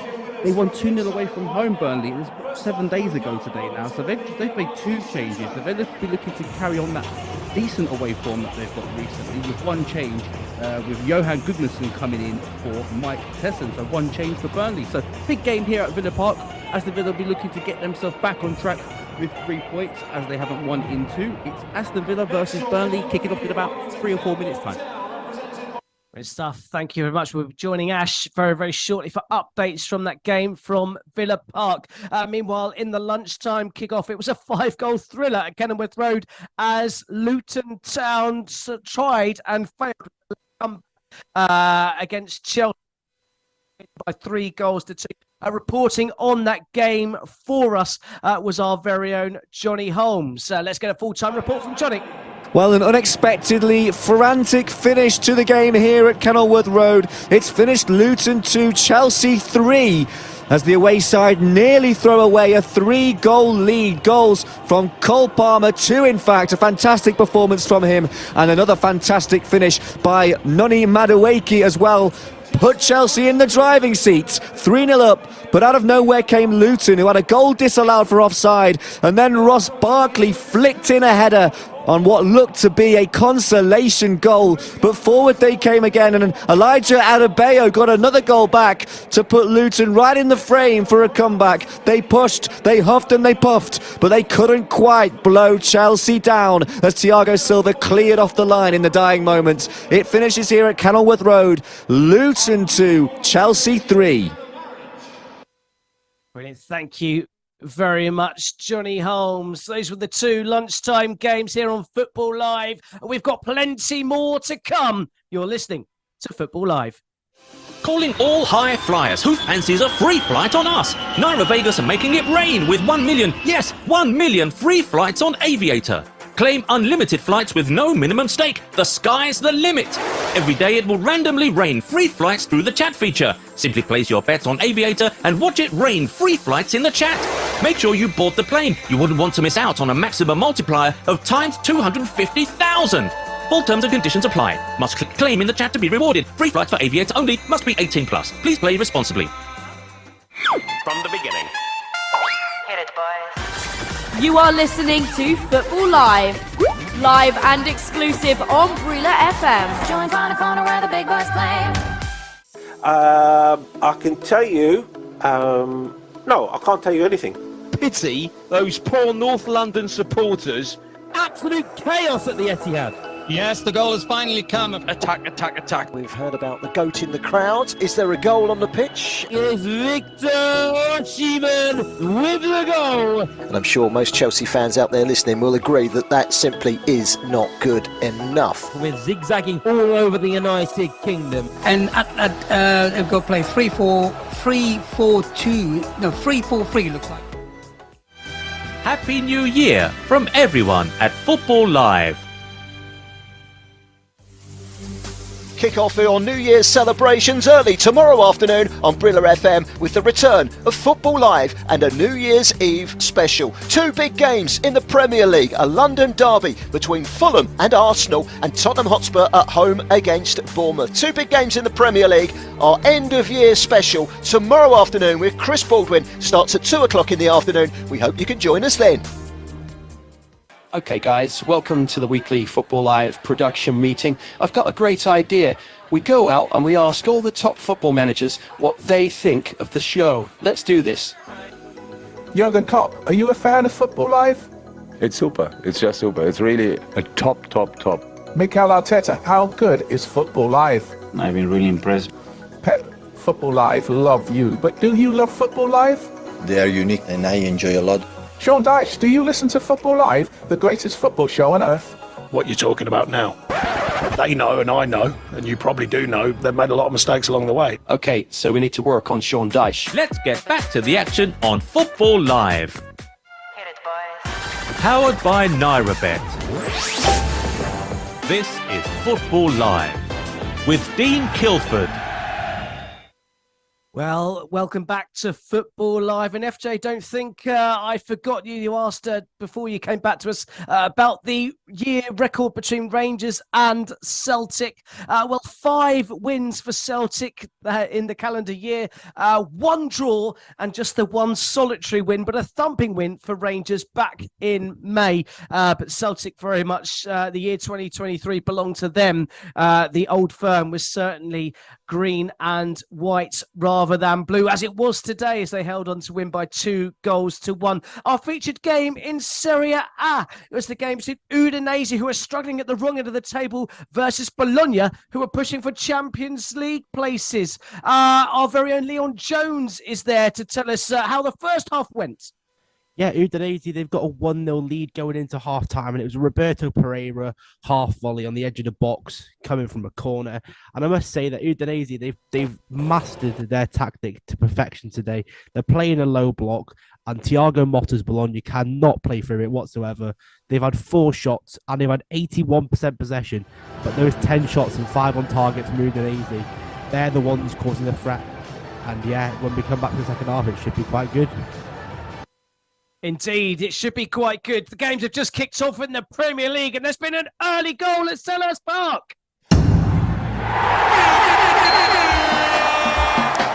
The goals, powered by NairaBet. And it's Brentford who have taken the lead against Crystal Palace.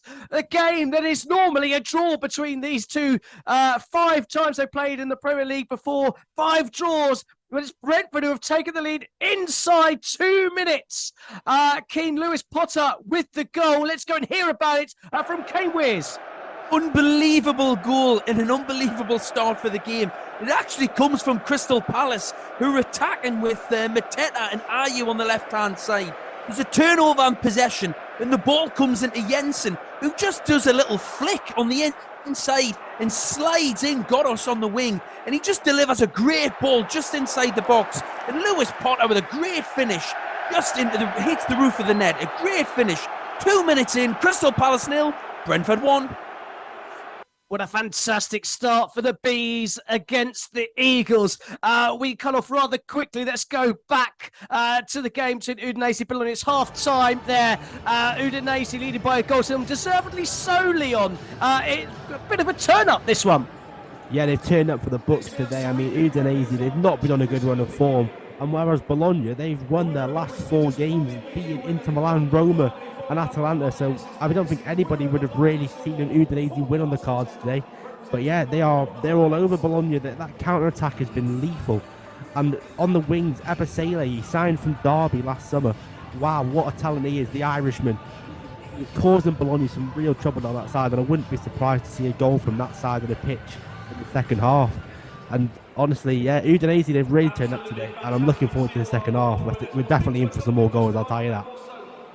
Brilliant stuff. Well, second half will resume very, very shortly. I should also tell you the other game in Serie A, it's currently goalless in the game between Calgary and Empoli, 0-0. I can tell you there's a VAR check going on for that potential Brentford goal. It potentially won't be a Brentford goal. It's a potential offside. A very, very long check going on there. We'll update you as soon as you can. Meanwhile, let's go to Villa Park. Aston Villa versus Burnley, and the home side that have such an incredible home form almost got a home goal. They've started really well here at Villa Park. It's Aston Villa 0, Burnley 0, but it's a good chance from the right-hand side. It was a corner from Leon Bailey. He kind of floated the ball in. I think it's got a deflection off the Burnley defender in the end. And it was Moussa Diaby at the back stick. He kind of tried to hit it on the half volley. He sliced it and it's just gone out of play. It was a great opportunity because he was nowhere near him, to be honest with you. But Villa have started at a rapid pace. Unai Emery will be really, really delighted so far. But it's early days here at Villa Park. It's Villa 0, Burnley 0. Well, thank you very much, Ash. Still VAR checking that potential goal for Brentford at Selhurst Park. Meanwhile, let's go to the Etihad. Manchester City taking on Sheffield United, and the home side are the biggest favourites of the day. And they almost opened the scoring early on in this one. Yes, they did, Dean. And you have a feeling it could be a lot of Man City play this afternoon, opening the play really well. Lovely little build-up play between Foden and Kovacic. A nice interplay, little back heel come in, finding Alvarez just on the edge of the box. He's picked up the ball, put onto his right foot, and he's just drilled an effort, just gone wide the post. He's in good form at the moment, Alvarez, scoring, I think, 3 in his last 2 games. Wouldn't bank on him getting another one today. At the moment, though, it's Man City 0, Sheffield United 0, 4 minutes in the clock. Good stuff. Thank you very much, Richard. I can tell you that the goal has been given. The lengthiest of checks. Kane, what exactly were they checking for in that goal? Yeah, they were just checking just to see if Lewis Potter's knee was just in front of the play. And to be honest, and you can hear the crowd in the background letting their feelings known from both sides of supporters in terms of how long this has took. It's took 2.5, 3 minutes to have a look at that, and it's the finest of margins, but rightly so. The goal's being given, and hopefully the rest of the game continues like how it has been so far. So 5 minutes in, Palace 0, Brentford 1. Good stuff. Thank you very much, Kane. VAR once again at the heart, not certainly of controversy, but certainly the time taken to get to decisions and the nitpicking of the closeness to some of these offside calls is certainly causing contention for fans inside the grounds. I can tell you the second half has just kicked off between Udinese and Bologna. It's the home side that leads by a 1-0 in that game. Let's check in at Molineux. Wolves taking on Everton. 2 teams that are having surprisingly good seasons, both expected to be in a relegation battle at the start of the season. Everton, without that 10-point deduction, would be looking towards Europe. Wolves certainly are looking in that direction right now. How has this game started, Docker? Well, I'll tell you what, Gary O'Neill's side has started off the lively of the 2 teams at the minute. A really good chance, actually. Hwang Hee-chan, a ball over the top, played into him, and he's been on excellent form recently.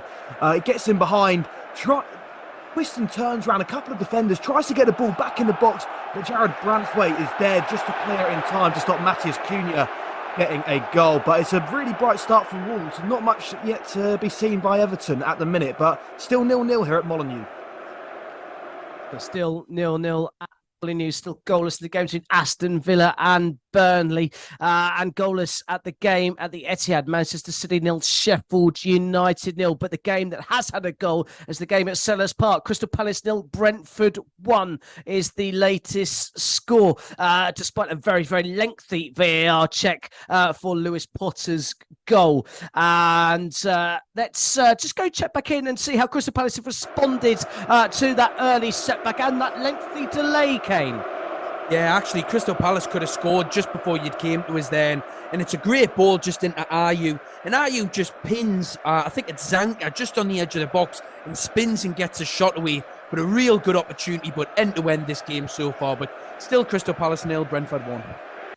Thank you very much, Kane. There's just 1 goal so far in the early Premier League games, but there's been a second goal in Serie A.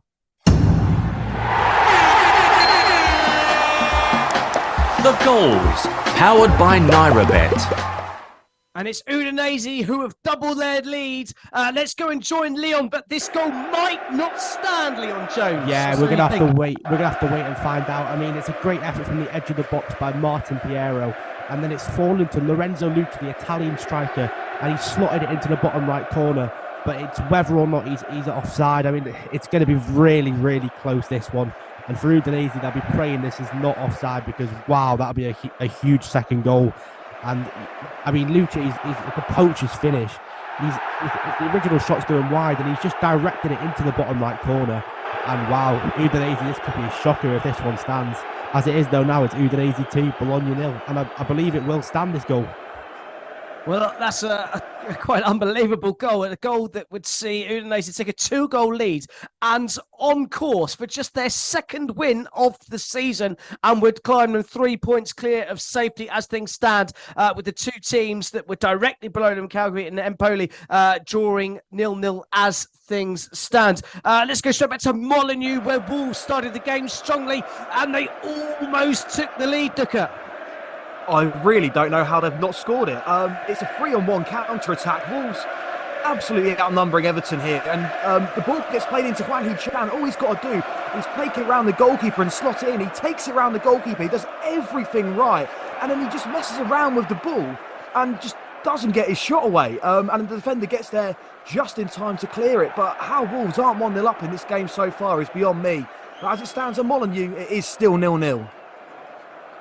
Still goalless there in that game, despite Wolves' dominance in the first 10 minutes of that game. I can tell you the goal does stand. It is Udinese 2, Bologna 0, and a big second goal for the home side there. Let's quickly go to Selhurst Park. Crystal Palace looking to find a quick equaliser, and they almost did, Kane. Yeah, two big opportunities again, and it's Mateta that picks up the ball on the edge of the box and really works Flecken in the Brentford goal to force a good save. The ball comes back out to Eze, who's just on the edge of the box, and again fires a great shot in, and then Flecken makes the save out for the corner.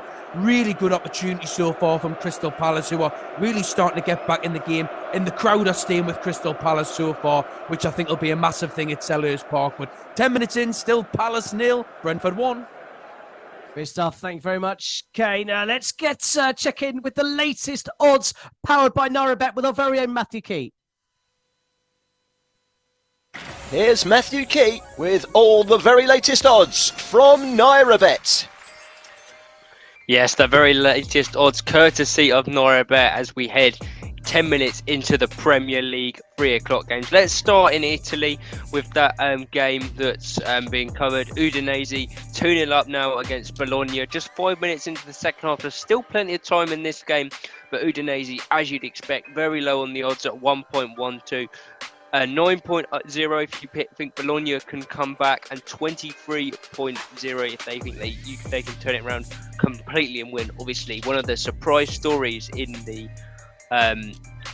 Serie A. In fact, I think there's been a goal in that game, so we'll go there very shortly. Very quickly in the Premier League, Crystal Palace 1-0 down already, 4.33 if you think they can turn it round, 3.75 the draw, and Brentford 1.83.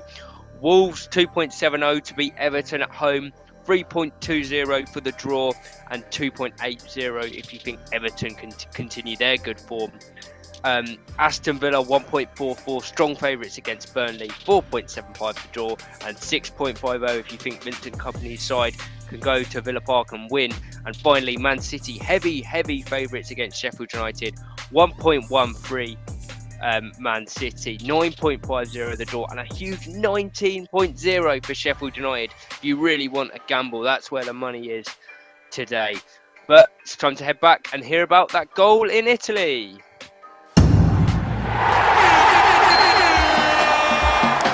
The goals, powered by NairoBet. Well, Udinese searching for just their second win of the season. They've got another step closer to it. Udinese 3, Bologna 0. Let's go and hear about that third goal from Leon Jones. I don't want to tempt fate, but surely they are going to win this game now. A brilliant goal by Martin Pereiro, edge of the box. On his laces, he smashes it home past the goalkeeper. Udinese, they are playing some of the best football of their season right now. It's 3-0 to Udinese, and we've got goals going in around the rest of the grounds. Goals going in indeed. There's already been one goal at Selhurst Park. Make that 2.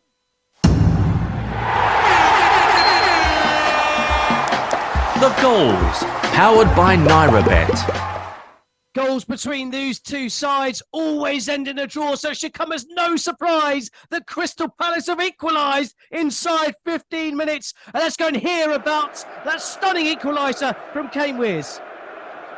Great goal, and a fully deserved goal so far from how Crystal Palace have reacted from the goal that they conceded earlier. And it's Elise who picks the ball up on the right-hand side, cuts in and just overhits a cross. It ends up on the other side of Ayew, but Elise just drifts inside and isn't picked up. Ayew just whips the ball in, and he just gets in front of his man and just fires it in on the volley past Flecken. 13 minutes in, Palace 1, Brentford 1. Goals flying in around the grounds, and there's been one at the Etihad.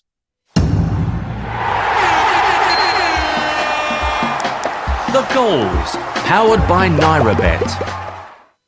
He scored a late winner to give them all 3 points at Bramall Lane. He scored the opening goal at the Etihad today. It's Rodri who's given Manchester City the lead against Sheffield United. It's Sheffield United that are losing by a goal to nil, following up to that defeat, that big defeat against Luton Town last time out. It's going to be a miserable Christmas and festive period for the Blades. They're currently losing by a goal to nil, courtesy of Rodri's goal in that game. Manchester City 1, Sheffield United 0. I can also tell you in the Scottish Premiership, Motherwell have taken the lead against Livingston, and St Mirren have scored at Aberdeen. So Aberdeen 0, St Mirren 1, and Motherwell 1, Livingston 0 are latest scores. Let's go and hear about a big chance for Aston Villa in their game against Burnley. Yeah, still currently Villa 0, Burnley 0. But it was a big chance on the left-hand side. Hoofed up the field, to be honest with you, from the defenders of Aston Villa. And it's gone on the left-hand side to Moreno. Moreno's just got the head just before the defender. And he's flicked it into Ollie Watkins. And Watkins has taken the touch and flashed it with his left foot just across the goal. It's a great opportunity for Aston Villa to get themselves in the lead. But it's a good chance. But the chance didn't come in the end. But good start here from Aston Villa, and Burnley are just trying to settle themselves down and regain a little bit of possession. But as it stands, about 15 minutes, Aston Villa 0, Burnley 0. Thank you very much. Aston Villa on top, as you would expect, at home to Burnley, but the game's still goalless. One game that isn't goalless at the Etihad. Manchester City 1, Sheffield United 0. Let's go and hear about that Rodri goal from Richard Bonds. Yes, it's Manchester City 1, Sheffield United 0, and it is Rodri with his 5th goal of the season for Manchester City, and really easy. Sheffield United got to do a bit better with their defending if they're going to get anything from this game. It's a long way back now. Rodri's played a nice little 1-2 with Phil Foden, about 20 yards off. No one was closing him. He's picked it up. He's just drifted, kept running. No one's closing him down. Thought, I'm going to have a shot from range. As he does, bangs it in 20 yards, flying into the bottom left-hand corner. Beautiful goal. City ahead. Long way back for Sheffield United. Manchester City 1, Sheffield United 0. The champions ahead, and they usually turn on the style when we get to this stage of the season, embark on a long winning run. They won at Everton in midweek. They're leading here after 16 minutes. Manchester City 1, Sheffield United 0. Crystal Palace found themselves an equaliser at home to Brentford, but they very, very nearly turned it around, Kane Wears. Oh, it should be 2-1, it should. And Mateta just peels off to the side of the box. And a ball from Richards just plays it into his feet. And he sets it for Jefferson Lerma, who just takes up the centre-forward spot really on the edge of the box. And he just takes a touch inside. He's 1v1 with the goalkeeper. And he just drives it down the throat of the goalkeeper into Flecken's arms with an easy save. Anywhere either side of the goalkeeper. And it should be 2-1 to Palace. A really good game so far and so end-to-end. And the atmosphere is absolutely jumping. But still, Crystal Palace 1, Brentford 1. Sounds like South London is the place to be this afternoon. Now let's go straight back to the Etihad Stadium, where it's very, very nearly 2-0 to Manchester City. Yeah, it could have been a second goal. It's this time it's Bernardo Silva who looks up for this one. The City certainly look in the mood for some goals today. Bernardo Silva picked the ball down on the right-hand side. He's taken on one of the Austin Trusty, got a bit of a half a yard, whipped the ball in. There's Alvarez in such good form, flicking on a header, but it's just whipped slightly over the bar. Fotherington was beating him for that one. It would have been 2-0 if he had just got into the back of the net. But City 1 to the good at the moment, though. Man City 1, Sheffield United 0, 17 minutes gone. There's been a 4th goal in Serie A.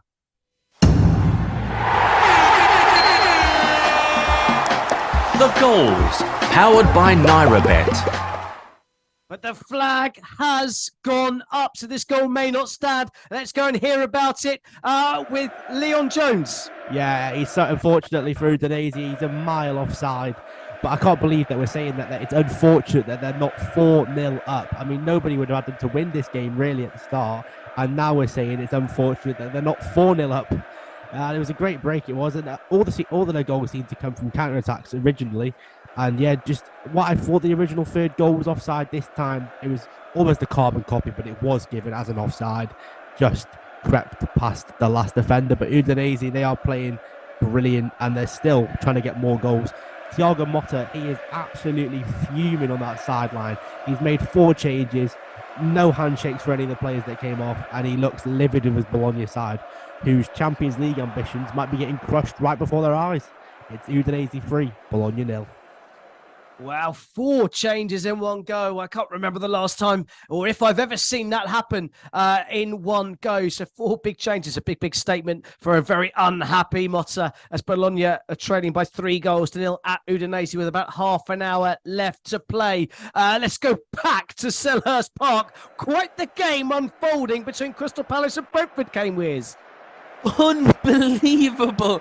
It's just end-to-end this game. And again, it's now a chance for Brentford, and Zanka gets the ball and just plays the ball into Jensen with a delicious flick pass just to Roslev on the right-hand side, who whips the ball in first time to Keane Lewis-Potter, who connects with it unbelievably again to then force the Palace keeper Henderson to a great save. It's a carbon copy of how Brentford scored the first goal, and it's just so end-to-end. Get me to half-time so I can breathe. But still, Crystal Palace 1, Brentford 1. You and me both, Kane. You and me both. Meanwhile, Motherwell have scored a second goal at home to Livingston. Motherwell 2, Livingston 0, a latest score in the Scottish Premiership. Let's go back to Molineux. Wolves 0, Everton 0. Last we heard, Wolves very much on top. Everton finding their way into this game at all, Ducker? No, I wouldn't really say so. It's all been Wolves. They've been very dominant in possession. Everton not really having a sniff. To be honest, Everton just look really unathletic at the minute. Wolves are just running rings around them at the minute. Just can't really sort of get that chance really to fall for them. I think that's purely down to the fact that the 5 at the back formation has been put in by Everton.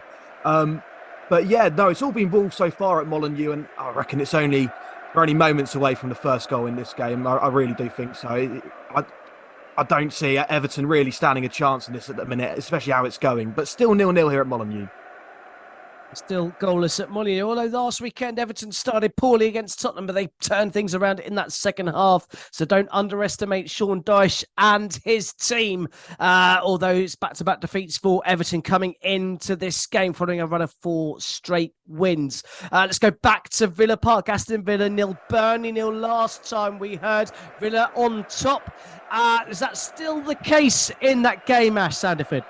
No, to be honest with you, Burnley come back into the game. It's still currently Aston Villa 0, Burnley 0, but Burnley have come back into the game, to be honest with you. Haven't really had many chances or any shots on goal, but they've just kind of started to put a little bit of pressure and just get themselves a little bit further up the pitch. Vincent Kompany will be much happier over the last 5 or 6 minutes or so, because that last game that they played away from home back last week, a week ago today actually, away at Fulham, winning 2-0, was a very similar passage of play, to be honest with you, where they kept it tight really early and then they got themselves their first goal, and that's when they can really keep it tight and make it difficult for the opposition. So at the moment, Burnley is just looking to frustrate the Aston Villa crowd and just try and keep it nice and tight and get their chance and take their chance when they can. But as it stands, it's Aston Villa 0, Burnley 0. Brilliant. Thank you very much, Ash. And let's go to the Etihad. Manchester City taking on Sheffield United, leading by a 0-0. And very much looking for a second, I believe, Richard Bonds. Yeah, they're still pushing. It's not been a great deal of chances in front of goal, but it's all City in the play. Sheffield United, as you can expect, to play in this big back 5 as such. It looked like a 3 to start, but when behind the ball, they got 5, they got maybe 3 in front, and then 1 behind 1. But they had another half chance a minute ago. Foden picked the ball up in the centre of the pitch and played a lovely little ball through to Bernardo Silva. He's kind of taken a touch and he's sort of just got onto his right foot, but there's 2 players round him. It's got a bit of a deflection off, and then it's gone towards Foden, and he's palmed it wide of the post. But it was all the power had gone off the effort by the time the shot had come round. So Sheffield United to go behind at the moment, and Manchester City 1, Sheffield United 0. We're halfway through this first half. Well, we said it was only a matter of time for there to be a breakthrough at Molineux, and there has been a goal. The goals, powered by NairaBet. And it's Wolves who have taken the lead against Everton. It's Wolves 1, Everton 0. Kilman with the goal to send the home fans into raptures and continue their good form in the Premier League. Wolves 1, Everton 0. We'll hear about that goal very, very shortly, but you are listening to Football Live.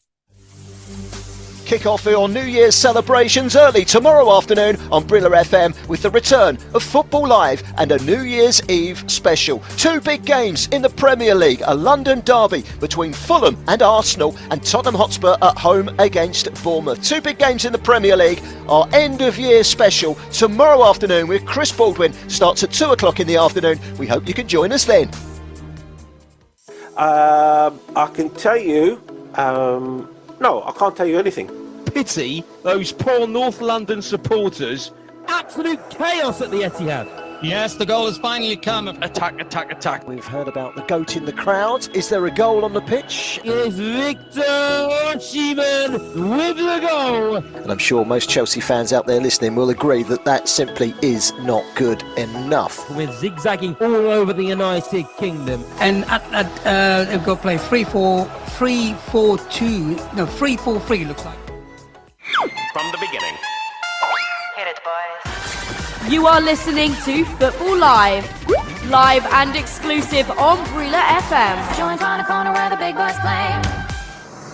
If you're betting on sports this week, why not make your money go further? Sign up to NairaBet for 11 days of risk-free betting. If your bet loses, you will get your stake back as a free bet up to 2,000 Naira. All you need to do is register a new account with NairaBet today and qualify to get up to 22,000 Naira in free bets. Visit www.nairabet.com/bonus for more information. General and free bet terms apply. Must be over 18. Must be KYC approved. Must place a qualifying bet. Bets must include football, tennis or basketball markets. Please gamble responsibly.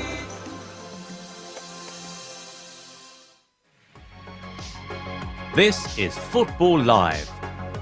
And you could not have scripted this. It's crazy, absolutely insane. Oh my dearie me. I don't want to laugh or cry. It's a show that's packed to the brim. Oh my word, what is going on here? An unbelievable day here on Football Live. Means there's action everywhere you look. Great entertainment. That's fantastic. Wow, just wow. Happy New Year from everyone at Football Live. Let's get back to the action on Football Live. Hit it, boys. Powered by NairaBet. This is Football Live with Dean Kilford. Yes, welcome back. Where the goals have been going in around the grounds. And let's go and hear about that Kilman goal that has seen Wolves take the lead against Brentford with our very own Duka Dubma. Well, I did tell you, Dean, it would only be a matter of time before Wolves do make the breakthrough. And yes, they have through Kilman, the skipper. But it was a very scrappy goal, I must say. A ball goes into the box. Craig Dawson, I think, gets something on it. It might have been Branthwaite, the Everton defender, who diverted it towards his own goal into Pickford, who gets a hand to it, parries it. But all the Everton defenders are just second. They're just second to every loose ball. And Kilman is there just to poke it home. And it just trickles over the line and goes into the back of the net. And Wolves fully deserve this lead, and Everton really do need to wake up now. But at Molineux, so far, it is Wolves 1, Everton 0. The Wolves 1, Everton 0. I can tell you the deadlock has been broken at Villa Park. The goals, powered by NairaBet. And it's Aston Villa who have taken the lead at home to Burnley. The pressure finally paying. Burnley's resistance has been broken. It's Aston Villa 1, Burnley 0 in that game. I can tell you there's also been a goal in Serie A. Calgary have taken the lead against Empoli. Calgary 1, Empoli 0 is a latest score. We'll bring you updates of that Leon Bailey goal for Aston Villa very, very shortly. Meanwhile, let's head back to the city, to the Etihad, where Manchester City are very much pushing for a second against Sheffield United, Richard Bonds. Oh yeah, the wave after wave at the moment, and the impressive Bernardo Silva. He's pulling every string going here. He's got them on a lead, and you know he's playing so well. He's found Jack Grealish to put a ball in from the left-hand side. He's found Julian Alvarez. His shot then just kind of fires towards goal, takes a deflection, and again Fotherington, he's aware to it, and he's just managed to get a touch to put it wide the post. The following corner, they played a short corner. It's been whipped in. And right on the edge of the box has come out to Carl Walker, who's absolutely smashed an effort against his boyhood club, and it's just whistled wide to the far post. He'd have loved to have got that one, but at the moment it stands Manchester City 1, Sheffield United 0 with 28 minutes gone. Thank you very much, Richard. Let's go to Villa Park and hear about Leon Bailey goal that's given the home side the lead in that game. Yeah, it's a massive goal for Villa and Villa Park. It's Aston Villa 1, Burnley 0, and it's a really slow build-up play from Aston Villa in the end. There was no pressure from Burnley. They were just sitting really, really deep in their own half, and they were just waiting and waiting for something to happen. And I think it was Diego Carlos chipped a ball out to Ollie Watkins on the left-hand side. Ollie Watkins loves to get down into the channels, and he gets himself into position where he's on his left foot, and he cuts back into his right, and he curls it to the back post, and Leon Bailey takes a touch, dummies the defender, smashes it as hard as he could, top corner, no chance for the goalkeeper for Burnley, James Trafford, no chance at all, and it's 1-0 Aston Villa after 29 minutes. Well, thank you very much, Ash. 1-0 to Aston Villa there, or is it? No, it's not, because there's been another goal at Villa Park.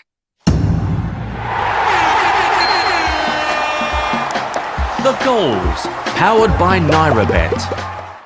The lead did not last long. Amdouni has equalised within minutes of Leon Bailey's goal to make it Aston Villa 1, Burnley 1 at Villa Park to stun the home fans into silence. Meanwhile, whilst we wait to hear about details of that goal, let's head over to the game at Selhurst Park, where a breathless Kane Wears has got to run out a pen and paper to make a note of all the chances that are happening in this game. It's so end-to-end, Dean, in terms of this. And the ball comes in from Rurslev on the right-hand side. And actually, it's Elise for Palace who's just covering around the back. And he goes to clear the ball and hits a sweet volley at his own goalkeeper and actually concedes a corner from it. The corner's then whipped in by Godos. And Lewis Potter gets up and above, he does, to make the goalkeeper, I think it's Henderson, make a good save. But we're just having a look, actually, at the minute where there's a potential penalty. The ball just comes into Ayew, and it looks like it's Zanka who just clips his foot, but is it enough for a penalty? We don't know, but VAR still checking. But 31 minutes in, still Crystal Palace 1, Brentford 1. What a game unfolding at Selhurst Park. Let's go and hear about that goal for Burnley at Aston Villa. Ash Sanderford. What a game unfolding here at Villa Park. It's Aston Villa 1, Burnley 1. Only 2 minutes within the 2 goals. It's a great, great goal, and it's come from a free kick on the left-hand side. Charlie Taylor whips the ball into the back post, and it's O'Shea, I think it's Dara O'Shea. He's nodded it back across the goal, and it's Amdouni with literally a tap-in. He's blazed it in, to be honest with you, from about 4 or 5 yards out. Only a matter of seconds between the 2 goals, and it really has stunned the home fans here at Villa Park. It's 32 minutes in. What a game we have here on Football Live. Aston Villa 1, Burnley 1. What a game indeed. I can tell you the penalty was not given. Still Crystal Palace 1, Brentford 1 in that game. Let's go back to Italy. So we haven't heard from him in a while, but Leon Jones, Udinese cruising to victory, aren't they, against Bologna? Yeah, cruising to victory, and Bologna, they're just getting frustrated now. Joshua Zirkzee had a good chance, but it was a brilliant save by the Nigerian goalkeeper, Maduka Okoye. And then right after that, Zirkzee, he just booted the ball away in frustration that he's not had anything to work with. And the Nigerian keeper, he's been brilliant. Anything that's come at him, he's got rid of it. And Bologna, they're just frustrated. They're getting bookings left, right and centre. And this is going to be a cruise to the 90th minute now for Udinese. It's Udinese 3, Bologna 0. Thank you very much, Leon. I can tell you that Calgary goal they thought they scored has been ruled out for a foul in the build-up to that goal. Slightly controversial decision in Italy, so it's still Calgary 0, Empoli 0 in that game, which is a big blow for Calgary's, for survival chances, and certainly for Empoli's, it's a bit of a boost for them.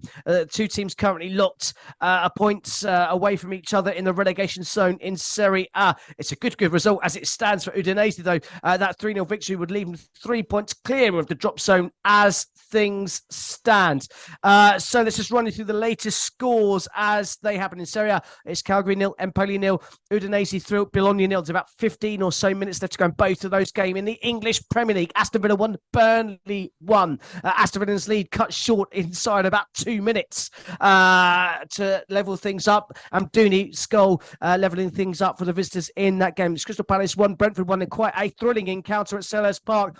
Brentford took the lead inside the opening minute, but Crystal Palace have come back, not only equalised, but there have been chances aplenty at both ends. Manchester City 1, Sheffield United 0. Manchester City on top and cruising in that one, but still just the goal lead in that game. And finally at Molineux, Wolves 1, Everton 0. Everton yet to get going in that game. Another impressive result looks on the cards for Gary O'Neill's men as we're into the final 10 minutes or so in the English Premier League games. In Scotland, in the Premiership, earlier on in the Old Firm derby, it finished Celtic 2, Rangers 1. Rangers reduced to 10 men after Celtic possibly should have been down to 10 men. But they managed to pull a goal back late on, but couldn't find an equaliser. Celtic hold on to move 8 points clear at the top of the Scottish Premiership. It's currently Aberdeen 0, St Mirren 1, Hearts 0, Ross County 0, Kilmarnock 0, Dundee 0. And Motherwell have just scored a third goal at home to Livingston to make it Motherwell 3, Livingston 1. And I can also tell you that Dundee have just scored against Kilmarnock. It's Kilmarnock 0, Dundee 1. So goals all around the grounds in England, Scotland and Italy. The only exception, Calgary versus Empoli in the games we're covering here on Football Live. Let's go and check back into the game at Molineux. Wolves 1, Everton 0. How have Everton responded in this game, Duka?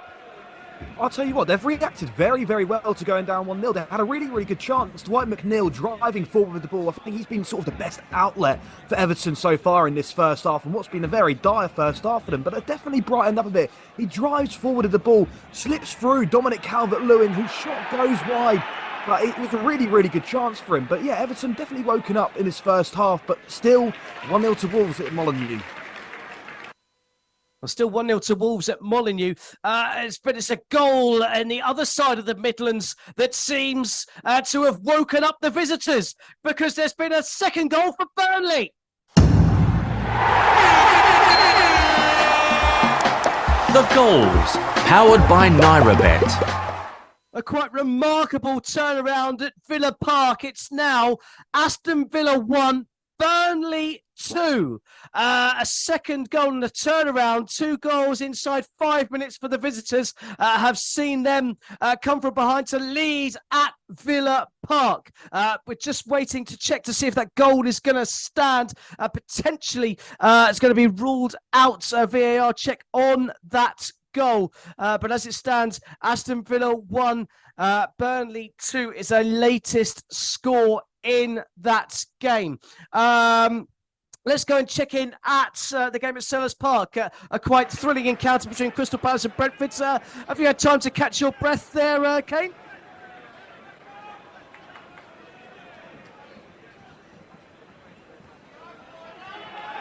Well, we seem to have lost Kane momentarily. Crystal Palace versus Brentford, still 1 goal apiece there last time we heard from that game.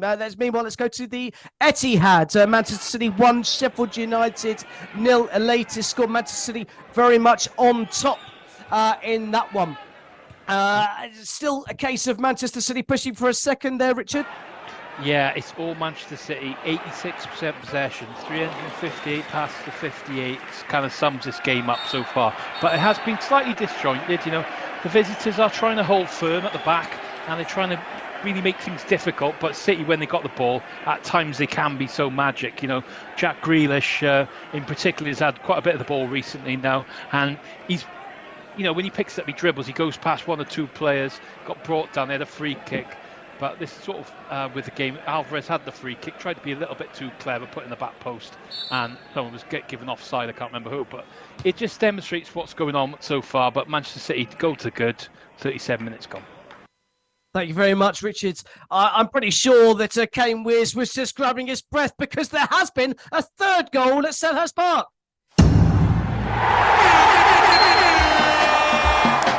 The goals, powered by NairaBet. Turnaround complete. Eze with the goal to make it Crystal Palace 2, Brentford 1. And Eze has got that goal. I can tell you at Villa Park, the goal has not stood. It's still Aston Villa 1, Burnley 1. Let's go and hear about that disallowed goal from Ash Sanderford. Yeah, it's still currently Villa 1, Burnley 1, but it was a really, really great counter-attack play from Burnley in the end, sitting deep.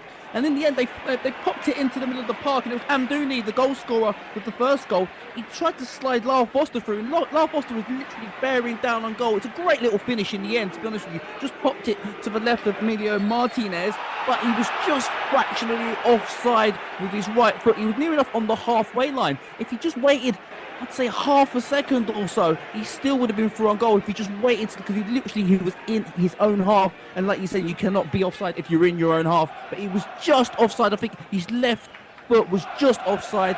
As his great finish from Lyle Foster, to be honest with you, but in the end, the goal was ruled out. It's still Aston Villa 1, Burnley 1. So close for the visitors there in that game, but still a point away at Villa Park would be a good result for Burnley should they manage to hold on to that for the remaining 50 so minutes in that one. Let's go and hear about a goal that has stood at Selhurst Park. Crystal Palace 2, Brentford 1. Kane Wears. Wow, what a game.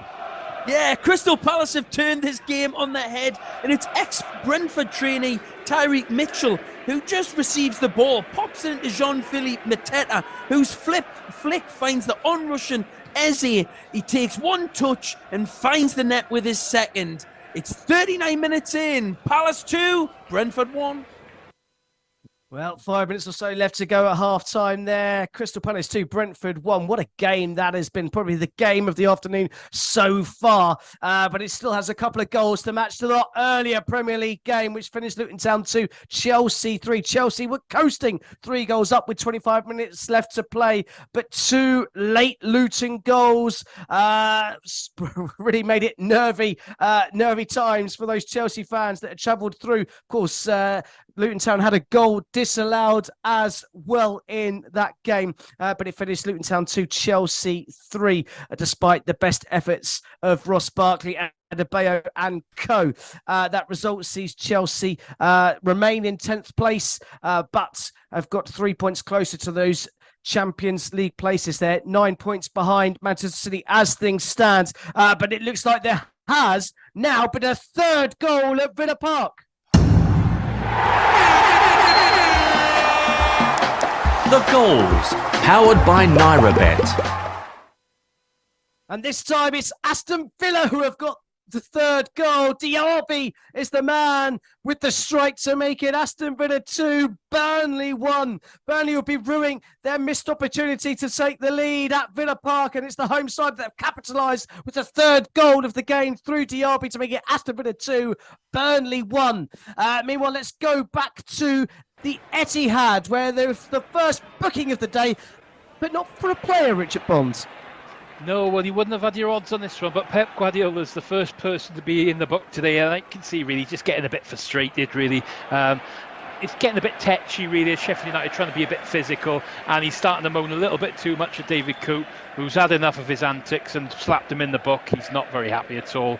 But Manchester City coasted in this first half, though. Manchester City 1, Sheffield United 0 with 3 minutes to half time.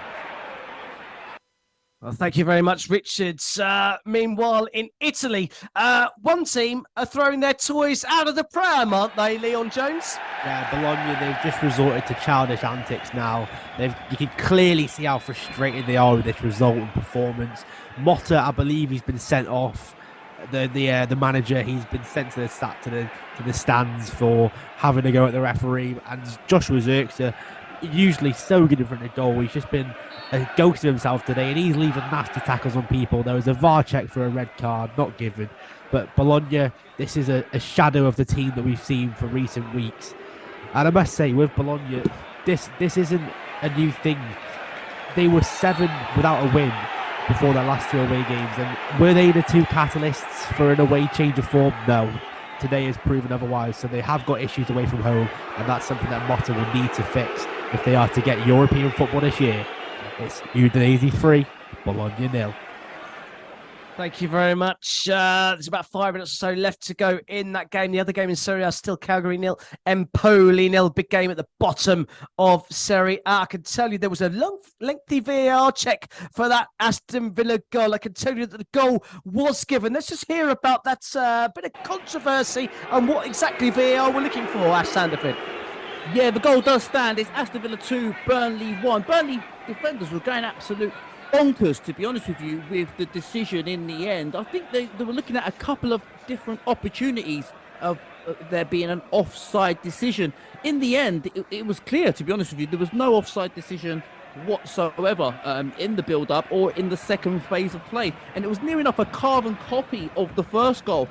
No pressure, again, from Burnley at the Aston Villa's back line.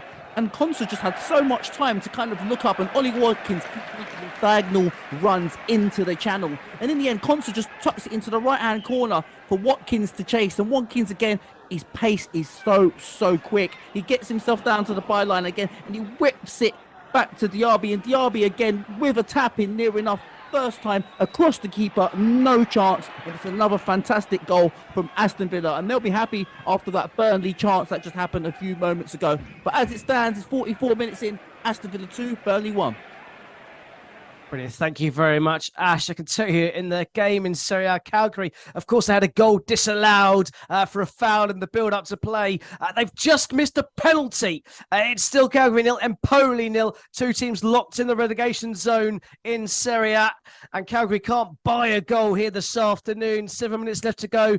Can they find a winner in that game? They're certainly on top, but they can't find a way through a bit of profligacy and some refereeing decisions that have gone against them here this afternoon. Let's go back to the Etihad, where the visitors have had a rare sight of goal, Richard Bonds.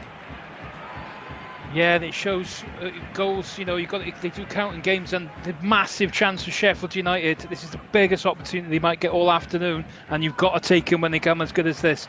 Real good ball coming from Jayden Bogle on the left-hand side on the counter-attack. Whipped in. De Souza's coming in at the back post, and he's just hit it wide. He should have scored, and then moments later, they've had a corner, and they've had a really good chance again, where Edison saved from De Souza again. So 2 real big opportunities just before the half-time whistle. Will they make them pay for that, though, City, in the second half? At the moment, just closing in, final minutes of stoppage time. Man City 1, Sheffield United 0. Good stuff. Thank you very much. Man City leading by a goal to 0 going into stoppage time in that game. Let's go back to Selhurst Park. We're surprised, there's been another chance, Kane Wears. Yeah, and if this all comes from Brentford really just creating their own mistakes, and it's Ethan Pinnock who has the ball and just plays a blind pass towards the goal, but the goalkeeper Mark Flecken's not in goal and has to race back to clear it off the line and put it out for a corner. And you can see Thomas Frank shouting on the sideline for his players to calm down. No, Thomas, keep this going. It's a great game to watch. Crystal Palace 2, Brentford 1. Into stoppage time there at Selhurst Park, into stoppage time in all of our games in the English Premier League. And let's go and check in at Molineux at the closing stages. Wolves against Everton. Wolves leading by a goal to 0, but Everton just coming back into this one. Any signs of them getting an equaliser in this game, Ducker? I tell you what, they are definitely edging towards an equaliser. A really, really good chance just now from Dominic Calvert-Lewin. I think he might have just been offside, but they keep growing into the game, Everton, and all he had to do was just take it round the goalkeeper, but his touch is too heavy. And Jose Sarr comes out to it and manages to get like a hand on the ball to push it away. But Everton certainly growing into this game, and I reckon equaliser is not far away for them. But as it stands, closing in on half-time now, Wolves 1, Everton 0. Well, we know Dicker's got his crystal ball. He told us when Wolves were going to score. Maybe he's forecasting an Everton equaliser in this game. I can tell you it's half-time at the Etihad. It's Manchester City 1, Sheffield United 0. That Rodri goal, the difference between the two sides at the interval. Let's go and hear about a big Burnley chance as they look to level things once more against Aston Villa, Ash. Yeah, they really are looking to try and put the pressure on. Just a few minutes to go. There's a few more minutes of stoppage time. But Burnley with another good chance in the end. They're growing with confidence throughout the game, Burnley. In the end, Sander Berge just had the ball in the middle of the park and just popped it into Lyle Foster. And Lyle Foster just got his head up, to be honest. He dropped his shoulder and got to the right-hand side and whipped it as hard as he could to the left-hand side of Emi Martinez. Martinez just literally grabbed it and parried it out to the left-hand side. It's a really good chance for Foster. He had a bit more time than he probably could have imagined. And if he put his head up a little bit more, he probably could have had a little bit of time to pick out the other corner, because I think Martinez wasn't standing in the greatest position. But Burnley really trying to knock on the door just before half-time. Few minutes left. It's Aston Villa 2, Burnley 1. Thank you very much, Ashton. Back to Italy, where there's been a notable substitution in that game, Leon Jones. Yeah, well, it's been a successful game for Udinese, and who better to bring on to finish the game off than Isaac Success, a name that might ring a bell. He's made 4 appearances for Nigeria, the last one, though, coming back in 2018. And, of course, he made a few appearances for Watford as well. So, yeah, can he get on the score sheet? That would be a brilliant sight to see for him, and a brilliant moment for the Nigerians. Isaac Success, he's on. Can he add to Udinese's 3-goal lead here? So still 3 goals for Udinese as they look to climb 3 points away from the relegation zone in Serie A. Until it's half-time in the game between Wolves and Everton. Wolves 1, Everton 0 is the half-time score. Let's go back to Selhurst Park, where for once we're not talking about a chance, we're not talking about a goal, but we're talking about a bit of a tiff. Let's call it no more than that, Kane. Yeah, and it's Sam Angoros who just makes a lead tackle on Michael Elise. And the Crystal Palace bench erupt, and they're erupting in the face of actually the Brentford manager Thomas Frank, and it all kicks off a little bit between both benches, and I think it's Palace assistant Paddy McCarthy really getting involved. But the best moment is Roy Hodgson's just standing in between both sets of staff, just smiling away. Nothing he's seen before, but still a few minutes left of added time, and it's still Crystal Palace 2, Brentford 1. Crystal Palace 2, Brentford 1, later score. We're deep into stoppage time there. We're deep into stoppage time at Villa Park. No surprise, a few VAR checks have been in play there. Aston Villa 2, Burnley 1, latest score there. Half time at the Etihad, Manchester City 1, Sheffield United 0, and Wolves 1, Everton 0. In fact, let's get a half-time report from the Etihad, Manchester City versus Sheffield United with Richard Bond. Yeah, it's half-time here. It's Manchester City 1, Sheffield United 0. Rodrigo's 25-yard pile driver, really the difference between the two sides, with City dominant in this game as they look to close the gap on leaders Liverpool to just 2 points. Sheffield United, though, despite not having much of the ball at all, it was about 80% possession by Man City. Should have been level at the break, with a double chance for Vinicius Souza, who spawned both of them. Chris Wilder may have to change things round in the second half, but he does have Oliver McBurney and Cameron Archer at his disposal on the bench, who looks to maybe try and put an extra striker on at some point. But I think you look to see what you can do in the second half and see if they can maybe snatch a goal on the counter. It could be the best effort. City, though, do have a certain Mr. Kevin De Bruyne back on the bench for the first time in 4 months. So will we see him this afternoon? We might do for about 10-15 minutes, I would have thought, later on. But it all depends on how the game's going, I think. At the moment, though, just a goal in it. Manchester City 1, Sheffield United 0.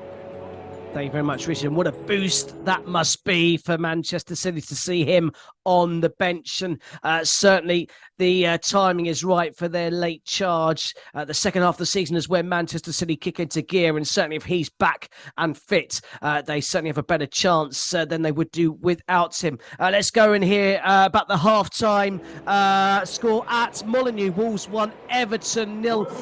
Wolves starting strongly, but Everton coming back into it. Let's hear all about it from Dukadogba. Yeah, Wolves started the bright of the two sides and taking a lead in the 25th minute through captain Max Hillman. But from then on in, it was all Everton, really. Everton grew into the game really, really well from what it seemed like to be a comfortable walkover for Wolves in the first 25 minutes. But Everton grew back into the game and had a good few amount of chances before half-time. I expect some changes at half-time for Everton to maybe go for a bit of an attacking formation and go at Wolves in this second half and to try and find the equaliser. Currently at the Molineux at half-time, it is Wolves 1, Everton 0. Brilliant. Thank you very much, Duka. It's half-time also at the game at Sellers Park. Crystal Palace 2, Brentford 1, a half-time score. And it's also half-time now at Villa Park. Aston Villa 2, Burnley 1 is the half-time score. Let's bring you up to date with all of the scores around the ground. So earlier on this afternoon, it finished Luton Town 2, Chelsea 3 in the English Premier League. In the Scottish Premiership, it finished Celtic 2, Rangers 1. In Serie A, we're into injury time. Is Calgary 0, Empoli 0. Neither side can find a breakthrough there. Udinese 3, Bologna 0 in our featured game on Football Live. Half-time scores: Aston Villa 2, Burnley 1, Crystal Palace 2, Brentford 1, Manchester City 1, Sheffield United 0, Wolves 1, Everton 0. And in the Scottish Premiership, Aberdeen 0, St Mirren 1, Hearts 0, Ross County 0, Kilmarnock 0, Dundee 1, and Motherwell 3, Livingston 0. You are listening to Football Live. Hit it, boys. Powered by NairaBet. This is Football Live with Dean Kilford. Thank you very much to FJ and the team. Yes, you are listening to Football Live. Second half's getting underway at the Etihad and Molineux, where the scorelines are both 1-0 to the home side. Manchester City 1, Sheffield United 0, Wolves 1, Everton 0. Their latest scores just underway in the second half. One game has finished, though. Our featured game in Serie A. Udinese took on Bologna. And our man to tell us how that one went down, the surprise victory for the home side, is Leon Jones. Yeah, the surprise victory for the home side. It's only their second win of the season, the first at home and the first against Bologna since 2019. They cruised to a 3-0 win with goals from Pereira and Lucha. They could have had fourth, but it was disallowed for offside. Bologna, they were a shadow of themselves today. Their key players, Xerxes and Lewis Ferguson, they didn't get into the game. Motta sent off at the end, and that is pretty symbolic of how Bologna played today. What a result for Udinese. What a performance. And I have to say, what a standout performance from Okoye in goal, the Nigerian. Has he done himself to try and push himself into that Nigerian team next time the managerial selection comes round for the national team? Maybe, because he was very, very solid today. And the full-time result here in Italy was Udinese 3, Bologna 0. Brilliant stuff. Thank you very much, Leon, covering things there in Serie A. For us on Football Live, I can tell you the other game finished Calgary 0, Empoli 0 down at the bottom of Serie A. So that result today, or those results today, see Udinese climb 3 points above Calgary in the Serie A table, up to 15th in the table above Sassuolo and Verona. Calgary and Empoli both remain in the relegation zone, but certainly clear of Salernitana, who remain rooted to the bottom with just 9 points from their opening 17 games. It's the start of the second half. I think it's time to get the latest in-play odds powered by NairaBet with our very own Matthew Key. Here's Matthew Key with all the very latest odds from NairaBet. Yeah, thanks, Dean. Well, that's been an absolutely breathless first half in the Premier League. 8 goals across our 4 games, all very much in the balance as well, what we love to see. The second half underway at Molineux. Wolves leading 1-0 against Everton. Max Tillman, only his second goal in over 120 appearances for Wolves. The first one was against, of course, you guessed it, Everton again. Wolves 1.44 to hold on to these 3 points. Very good at home, of course. 4.00 the draw, and Everton 9.00 if they can turn it round. Man City, well, they were heavy favourites before the game even started, even more so at 1-0 up. 1.03 for Man City, 19.00 the draw, and 81.0 if Sheffield United could produce a miracle. Worth noting, of course, last time Man City played at home, 2-0 up against Crystal Palace till very late, only drew there. So Man City fans will be worried until they get sort of that third goal. Crystal Palace just got underway at Selhurst Park in pouring rain, by the way, in South London. Crystal Palace, that 2-1 lead, 1.40. The draw, 4.33. And Brentford, who were 1-0 up in this game, 10.0 if they can come back and take all 3 points. Both teams woefully out of form, of course, so anything could happen in that one. And Aston Villa, that one's just got underway at Villa Park. Been a really good first half. Burnley thought they had the lead. It's Villa that have it now, 2-1 in front. 1.25 if Villa could hold on, go to second in the Premier League table with a win. 6.0 the draw for Burnley. The draw, and 17.0 for Burnley to turn it around. Of course, Aston Villa threw away a 2-goal lead to lose against Man United, so Burnley will have plenty of encouragement with a whole half of football to go. Should be a really exciting second half in the Premier League games. Dean, back to you. Great stuff. Thank you very much, Matthew. The latest odds powered by NaraBet. Of course, they are subject to change. Let's go to the Etihad Stadium, where Manchester City have had an early chance in the second half, but times have gone from bad to work this week. Bad to worse, I should say, this week for a certain Jack Grealish, Richard Bonds. Yeah, he's not had a great week after what happened to him with his personal life in midweek, but yeah, he's gone off injured. So it's Oscar Bob has replaced him. It's a really strong challenge, I think, from Egan at the back, and he's Egan at the back, and he's just he's just flown into a challenge. Up comes Grealish, and he's holding his leg, and he's tried to run it off a little bit, but he's haven't been forced off.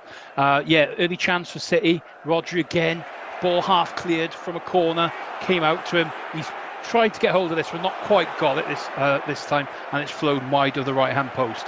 But City in cruise control, are in first gear at the moment. 8 minutes into the second half, Manchester City 1, Sheffield United 0. Thank you very much, Richard. Straight back to Selhurst Park, where Kane Wiz might have thought it had been in for an easier second half, but it doesn't appear it's going to be that way for you, Kane. No, it doesn't look like it, Dean. And Crystal Palace have came flying out of the traps in this second. And it just comes from Nathaniel Klein at right back. He just plays a diagonal ball just into Ayew, who's just sliding in the back line, just behind Zanka. And he just hits a volley straight across goal. And Mateta meets the volley on another volley as well, and just fires it at goal. And Flecken makes a good save from it. And it goes out for a corner. But really good start so far for Crystal Palace. And you think, Brentford going to try and get any control on the game so far. But yeah, still Crystal Palace 2, Brentford 1. Good stuff. Thank you very much, Kane. Let's head to Molineux to see how the early stages of the second half are going in the game between Wolves and Everton. Wolves 1, Everton 0 last we heard. How's the second half started there, Ash? Oh, sorry, Ducker. So sorry. How's the second half started there, Ducker? Well, the second half started exactly how the first half has finished. Everton all over Wolves, and Everton had a sort of a half chance. The ball's landed in the box. It's a bit of a scramble. Tarkovsky gets a shot away, but it's very well blocked by Dawson. But nothing to scream home about yet in the start of this second half for Everton, but they've definitely been a better side so far in the opening stages here.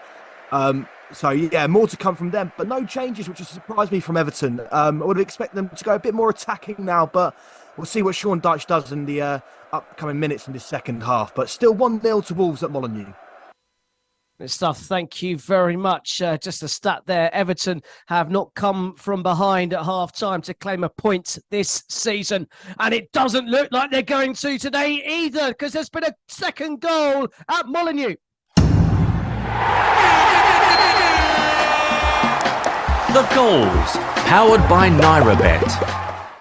And Kuna has added a second goal for the home side. So we get Wolves 2, Everton 0.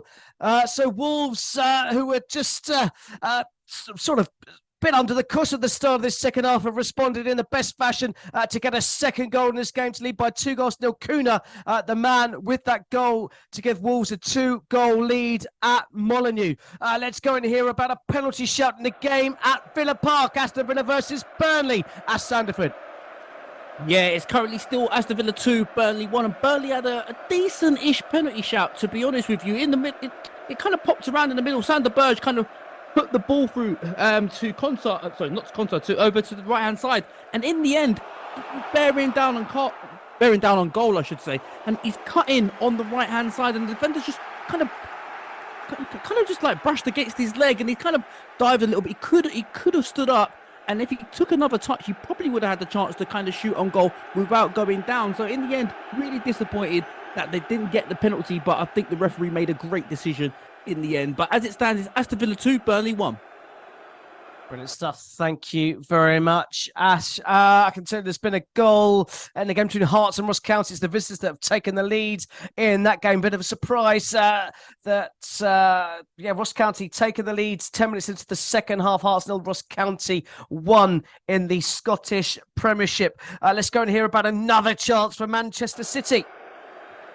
Yeah, and it's a really vital stop from Wes Fotherington for Sheffield United, and it was a really good effort again from Rodri. And I tell you what, he's in some real good form at the moment.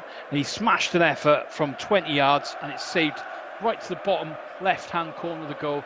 Done really good stop, and a couple of minutes later then, he's done another real good save. This time, Phil Foden picking up a pass in the middle, playing through Julian Alvarez, and his effort then is just saved comfortably down to his right. And, you know, City starting to get more chances. The game's starting to open up now, but about half an hour to play. It could be a case of how long until Sheffield United concede this second goal. They're going to have to really change something around if they want to change this game. Manchester City 1, Sheffield United 0. Thank you very much, Richard. Let's go and hear about that second Wolves goal from Duka Dubma. Well, I'll tell you what, Wolves had a really, really good spell of possession here, and it's ended with the goal. A brilliant ball switched out to the right-hand side to Sarabia, who slips it in. Hwang Hee-chan, who puts it on a plate for Matthias Cunha. The front three all combining together, and what is a beautiful, beautiful team goal, really. Wolves really, haven't been too great after their goal, but had a nice bit of spell of possession. That's given them that 2-0 lead, and that's going to really demoralise Everton now. But at Molyneux here is Wolves 2, Everton 0. Mr. Thank you very much, Duka. Wolves looking strong under Gary O'Neill. Let's go back to Selhurst Park. This topsy-turvy game full of chances, and now it's the visitors that come close to scoring, Kane.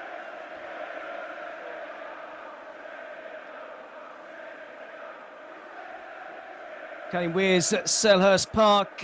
We'll join him momentarily on that one. Meanwhile, let's go to Villa Park, where Aston Villa were close to extending their lead against Burnley, Ash. Yeah, another great bit of build-up play from Aston Villa. It's Aston Villa 2, Burnley 1. And it started again from Konsa at the back. He's really picking out the passes, to be honest with you, from that back line. And he's got loads of time on the ball because Burnley are just not doing enough pressing in that forward area. So Konsa's got his head up and he slipped a beautiful little ball into Moussa Diaby. And Diaby's just flashed it across goal. And birthday boy, he's 28 today, Ollie Watkins just couldn't get there in time. And James Trafford just got his hands to the ball. So Ollie Watkins will be looking to get on the score sheet for his birthday today. He's 28 years old and he'll be looking for that birthday celebration. One more goal to get his 50th Premier League goal for Aston Villa. But as it stands, 53 minutes in, Aston Villa 2, Burnley 1. Brilliant. Thank you very much, Ash. Let's go and hear about that Brentford chance with Kane Wears. Big opportunity, Dean, for Brentford to get back on level terms. And it's Keane Lewis-Potter who just picks the ball up just outside the box and just starts to drive towards the Crystal Palace back line. And for the Crystal Palace defenders, just surround him nice and quick. And Norgard gets 1v1 with Henderson and then just lashes the ball at Henderson. And it's an easy save. And if he goes to place it either side, Brentford will be back on level terms. But 54 minutes in, it's still Crystal Palace 2, Brentford 1. So the home side's leading in all 4 English Premier League games. And I can tell you, there's been a second goal at the Etihad. The goals, powered by NairaBet. And I just said that all the home sides were leading. And it's the home side that have extended their lead against Sheffield United. And it's the man in form, Alvarez, who's doubled their lead and added to Rodri's early goal for the citizens to make it Manchester City 2, Sheffield United 0. And it's a long, long way back for the Blades if they're to try and get anything from this game. Manchester City certainly on course for all 3 points in this game. Meanwhile, let's just bring you up to date for those of you that joined us maybe late today. Where were you? You missed an absolute thriller at Kenilworth Road. It finished Luton Town 2, Chelsea 3. Chelsea took the lead on 12 minutes from Cole Palmer for Madueke on the break. Scored a stunning second goal. When Palmer scored a third with 20 minutes to go, you thought it was game over.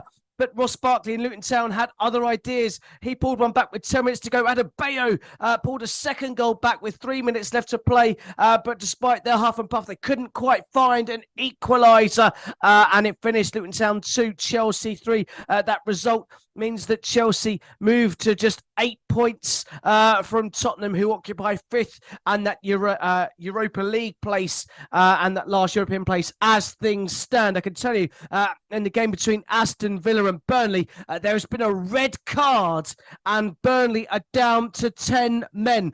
Sander Berge has been shown a second yellow card. We'll catch up with that very, very shortly, because there's been a third goal at Molineux.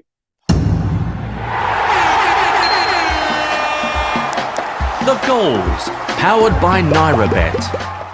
And Wolves have got a third goal and lead by 3-0 at home to Everton. It's Dawson, the man up from the back, to surely seal all 3 points for the home side there. Meanwhile, at Selhurst Park, there's been a fourth goal. The goals, powered by NairaBet. And the game that always ends in a draw, well, maybe today is the day that streak is broken. It's Crystal Palace 3, Brentford 1. Crystal Palace with a third goal, and it's the man at the double, Elise, who has scored his second of the afternoon, and it's Crystal Palace 3, Brentford 1. And let's go and hear about that second Manchester City goal with Richard Bonds. Yeah, it's Manchester City 2, Sheffield United 0, and it's a goal for Julian Alvarez, his 4th goal in 3 games. Real slick move, typical Manchester City, intricate passing, slotted home from close range in the end by Alvarez from Phil Foden's put-in. But it was all about Oscar Bobb, the substitute. He's really impressed me this afternoon. I don't really know much about him before. He's played a few games this season, but it looks as if he's going to slot perfectly in there. He's picked the ball up to find Foden on the left, who, like I say, has just slotted it back across goal and tapped into the back of the net for City's second goal. So, long way back for Sheffield United. Manchester City 2, Sheffield United 0 with 25 minutes to go. Yeah, absolutely. It's a comfortable afternoon for the champions as they look to close the gap on leaders Liverpool. Well, let's go and hear about that third Crystal Palace goal with Kane Wears. Yeah, Dean, it's been coming, and it's excellent from Michael Elise, and he receives the ball about 25 yards out and just dances forwards. He knocks it past Nathan Collins and then through a gap between Collins and Norgard, and then just goes and slots it in to the right-hand side past Mark Fletton with a composed finish low into the bottom corner. Great game, fully deserved by Crystal Palace. And 58 minutes in, it's Crystal Palace 3, Brentford 1. So Crystal Palace, 3 goals to 1 up against Brentford. Brentford, of course, suffered that heavy defeat at home to Wolves last time out. Thomas Frank and those Brentford supporters have been looking nervously over their shoulder at the relegation zone, the way things are going for their side. I can tell you seems to be a VAR check on that third Wolves goal. A very, very late check has come up.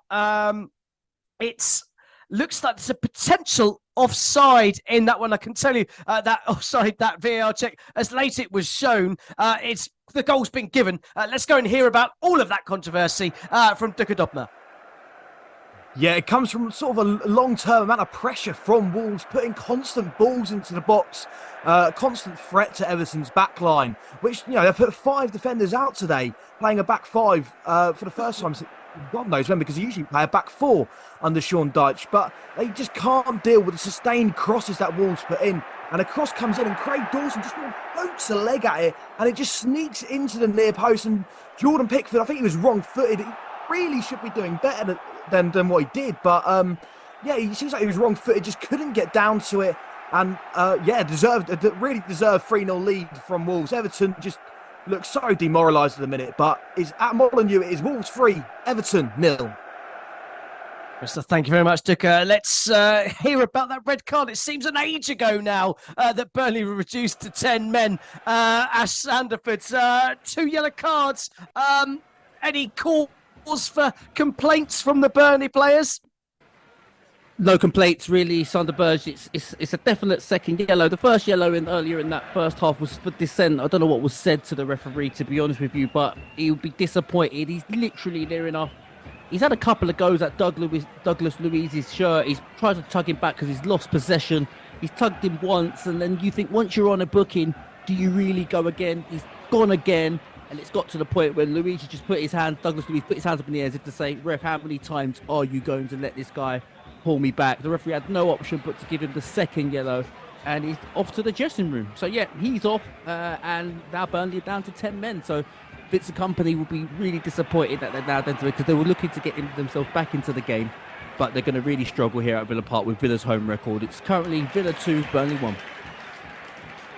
So Burnley down to 10 men, and it's a long, long way back for them to try and get a point at Fortress Villa Park. But they may have been handed a way back into it. VAR are checking a potential handball at Villa Park, and that check is complete. And I can tell you that there is no handball and there is no present for Burnley at Villa Park. It's still Aston Villa 2, Burnley 1, Burnley down to 10 men. And it's a long 30 minutes for them to try and find a goal and a way back into this game. A team that need 2 goals are Brentford, and they almost pulled one of those back, Kane Weirs. Yeah, massive opportunity, Dean, for Brentford to get a goal back, and it just comes from Goros on the left-hand side, and he has a load of space, and Crystal Palace drop right off, and he just cuts inside on his right foot and just looks to bend it into the far corner past Dean Henderson, and Dean Henderson, fair play to him, makes a really, really good save. And again, just allows the game to continue to be end-to-end. But Brentford have just made a couple of substitutes with Onyeka and Mope going on now. So potentially going back to their old 4-3-3 formation that they used earlier on in the season. But yeah, 62 minutes in still. Crystal Palace 3, Brentford 1. Thank you very much, Kane. Let's go and hear about that potential penalty shout for Burnley at Villa Park, Ash. Yeah, big penalty shout, to be honest with you. He was a little bit unlucky. It's Lyle Foster again. He's the one that's kind of putting the pressure on the Aston Villa back four and trying to make really great diagonal runs. In the end, he's made a great run, and it was between him and Clement Longley. They were kind of clashed together as Lyle Foster got into just about 17, 18 yards into the area, and he's tried to hit the shot, and it's kind of come off Clement Longley's hand, but it's literally within half a yard of distance. Impossible for him to move his hand out the way. It's gone out for a corner. All the Burnley staff and coaching staff have gone absolutely bonkers on the side. Foster's running around touching his hand as you do when you think you've got a handball decision that might go your way. But in the end, no decision for handball. They did check it. VAR did check it. But in the end, there was no chance really of the defender, Aston Villa defender, Clement Longley, to get his hand out of the way. It was just impossible. So it was a good penalty shout in the end, but was never really going to happen. But as it stands, there's been a substitution. Aaron Ramsey's come on, and he'll be playing up against his brother, Jacob Ramsey. So the two brothers are playing against each other on the pitch. Wonder how many times that's happened in the Premier League. But as it stands, Aston Villa 2, Burnley 1. Indeed. The Ramseys on display at Villa Park, Jacob and Aaron. Let's go to the game at Molineux. Wolves versus Everton, and Sean Dyche ringing the changes for the rather deflated visitors. Yeah, these changes should have probably happened at half-time. He's brought on Andre Gomes for Michael Keane and Seamus Coleman for Nathan Patterson, but it just seems all too little too late for Everton. Those changes should have really happened at half-time, 1-0 down. They ended the first half the better of the two sides, really, and could have really made a go for it in the second half, but they've sort of just deflated, and making these subs at 3-0, I really don't know what difference that's going to make at this stage in the game. But we'll see what these subs have in offer for Everton and see if they can make a difference. But currently at the Molineux, still 3-0 to Wolves. Good stuff. Thank you very much, Tigers. We're into the last quarter of our games in the English Premiership, or English Premier League, I should say. Let's go and hear about a few changes at the game between Manchester City and Sheffield United. Both sides making a couple of changes there, Richard. Yeah, for both for different reasons as well. And Sheffield United have thrown a few strikers on. Archer and Brewster have come on for D'Souza and Slimani, really, as Sheffield United know they need to try and get back into this. They need to push more men forward. It's no point in going down 2-0. It's only going to be another goal coming the other way if they don't change their tactic field this afternoon. But Man City, they brought on Ruben Diaz, who's missed the last 2 games with a virus, and Rico Lewis, who come on for Walker and Kovacic, just to give him a bit of a rest, really. And Kevin De Bruyne kind of sort of looked as if he might have been coming on. He's jogged about a bit, massive ovation from the crowd, but he sat down again to the groans once more from the Etihad crowd. But 20 minutes to go here. Good game. Man City 2, Sheffield United 0. There you go. Can Sheffield United find a way back into this one? They're going for it. Could leave them open at the other end, though. Let's hear about a big chance for Aston Villa against Burnley. A chance for them to extend their lead. Ash Sanderford. Yeah, they're knocking on the door again. Aston Villa, obviously they've got one man advantage now, and they're really keeping the possession really well, and they've been really patient, to be honest with you. And in the end, it was down the right-hand side, a nice little combined play between Bailey and Diaby. They had a lot of time to kind of do a 1-2. I think they made the little 1-2 at least 2 or 3 times together. And in the end, Bailey did get himself down to the byline and cut the ball back to Jacob Ramsey. And Ramsey, all he had to do is hit the target. He was so close from goal. It was a great cutback from Leon Bailey, the Jamaican international. He's cut it back to Jacob Ramsey, and he splashed it straight over the bar. I think it was harder to miss than score, to be honest with you. It's a great opportunity to Villa to really put Burnley to the sword. But in the end, Burnley is just holding on at the moment. It's getting a little bit scrappy. A lot of free kicks, a lot of decisions going against Burnley because they're really trying to push and try and get that equaliser. But as it stands, it's 67 minutes in. It's Aston Villa 2, Burnley 1. Brilliant. Thank you very much, Ash. Straight to Molineux. Everton made changes last time we heard, and it almost had an instant impact, Ducker. I'll tell you what, about 25, 30 yards out, the ball just trickles, just falls so kindly to Dwight McNeil, who lets fly first time, and it rattles the post. If this goes in, it would have been a goal of the season contender. But unfortunately, it doesn't go in and hits the post and goes straight back out for a goal kick. But you do feel if Everton do want to get anything out of this game, they need that goal to come very, very soon. Otherwise, it's going to be a very, very long trip back up to Liverpool for them. But still at Molineux, it's Wolves 3, Everton 0. Well, I can tell you, Ducker, it's going to be a very, very long trip back for those Everton fans, because there's been a 4th goal for Wolverhampton Wanderers. The goals, powered by NairaBet. There's a VAR check in place, but as it stands, it's Wolves 4, Everton 0. Hwang, the man, with his customary goal of the afternoon. But VAR are having a long look at that one. We'll hear about it in more detail later on. Meanwhile, I can tell you in the Scottish Premiership, Hearts have pulled a goal back against Ross County. It's Hearts 1, Ross County 2. Cochrane had earlier given the visitors the lead before Danda had extended them just 5 minutes later. And just a couple of moments ago, Hearts have pulled a goal back to make it Hearts 1, Ross County 2. Hearts, of course, 3rd place in the table. Ross County just above the relegation zone, in that relegation playoff zone going into today's games. Elsewhere, it's Aberdeen 0, St Mirren 1, Kilmarnock 0, Dundee 1, and Motherwell 3, Livingston 1. They're the scores in the Scottish Premiership. I believe that goal has been ruled out. It's still Wolves 3, Everton 0. Offside, the verdict on that one. We'll hear about that very, very shortly from Duka Dobma. Meanwhile, let's go back to the game at Selhurst Park. Crystal Palace 3, Brentford 1. It's been a few minutes and we haven't had a chance, Kane. Just as you've came to us, Michael Elise has just actually had an opportunity to get his hat-trick, and he's just again, and Brentford still haven't learnt the lesson on this, but he picks the ball up he has on the right-hand side and starts driving at the Brentford back line. And he has the likes of the runners of Ayew, of Matete, and also of Eze joining in. And he just cuts inside, but actually he probably has the opportunity to go and slide it into either Eze or Ayew, who'd be 1v1 with the goalkeeper, but his shot just goes wide. So it's still end-to-end. Brentford are trying to get a hold of the ball a little bit more, but really struggling to cope with the pressure from Crystal Palace. But 68 minutes played. It's Crystal Palace 3, Brentford 1. Thank you very much, Kane. Straight back to Villa Park, where Aston Villa are really pushing to get a 3rd goal against Burnley.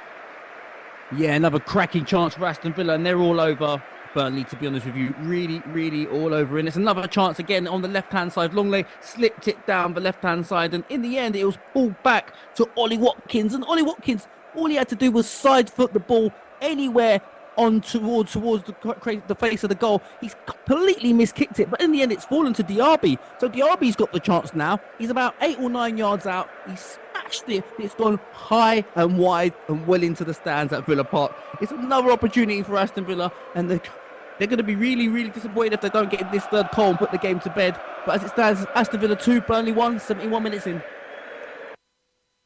There are Aston Villa 2 looking for a third against Burnley.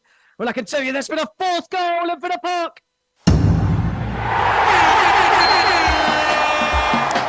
The goals, powered by NairaBet.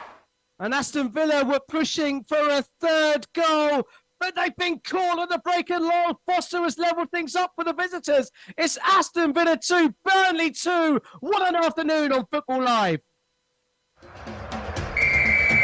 Follow NairaBet on Twitter @NairaBet and on Facebook @NairaBet Online to take part in our infamous giveaways, and you too can win big.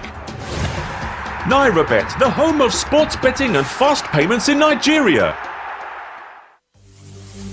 Kick off your New Year's celebrations early tomorrow afternoon on Brila FM with the return of Football Live and a New Year's Eve special. 2 big games in the Premier League, a London derby between Fulham and Arsenal, and Tottenham Hotspur at home against Bournemouth. 2 big games in the Premier League. Our end of year special tomorrow afternoon with Chris Baldwin starts at 2 o'clock in the afternoon. We hope you can join us then.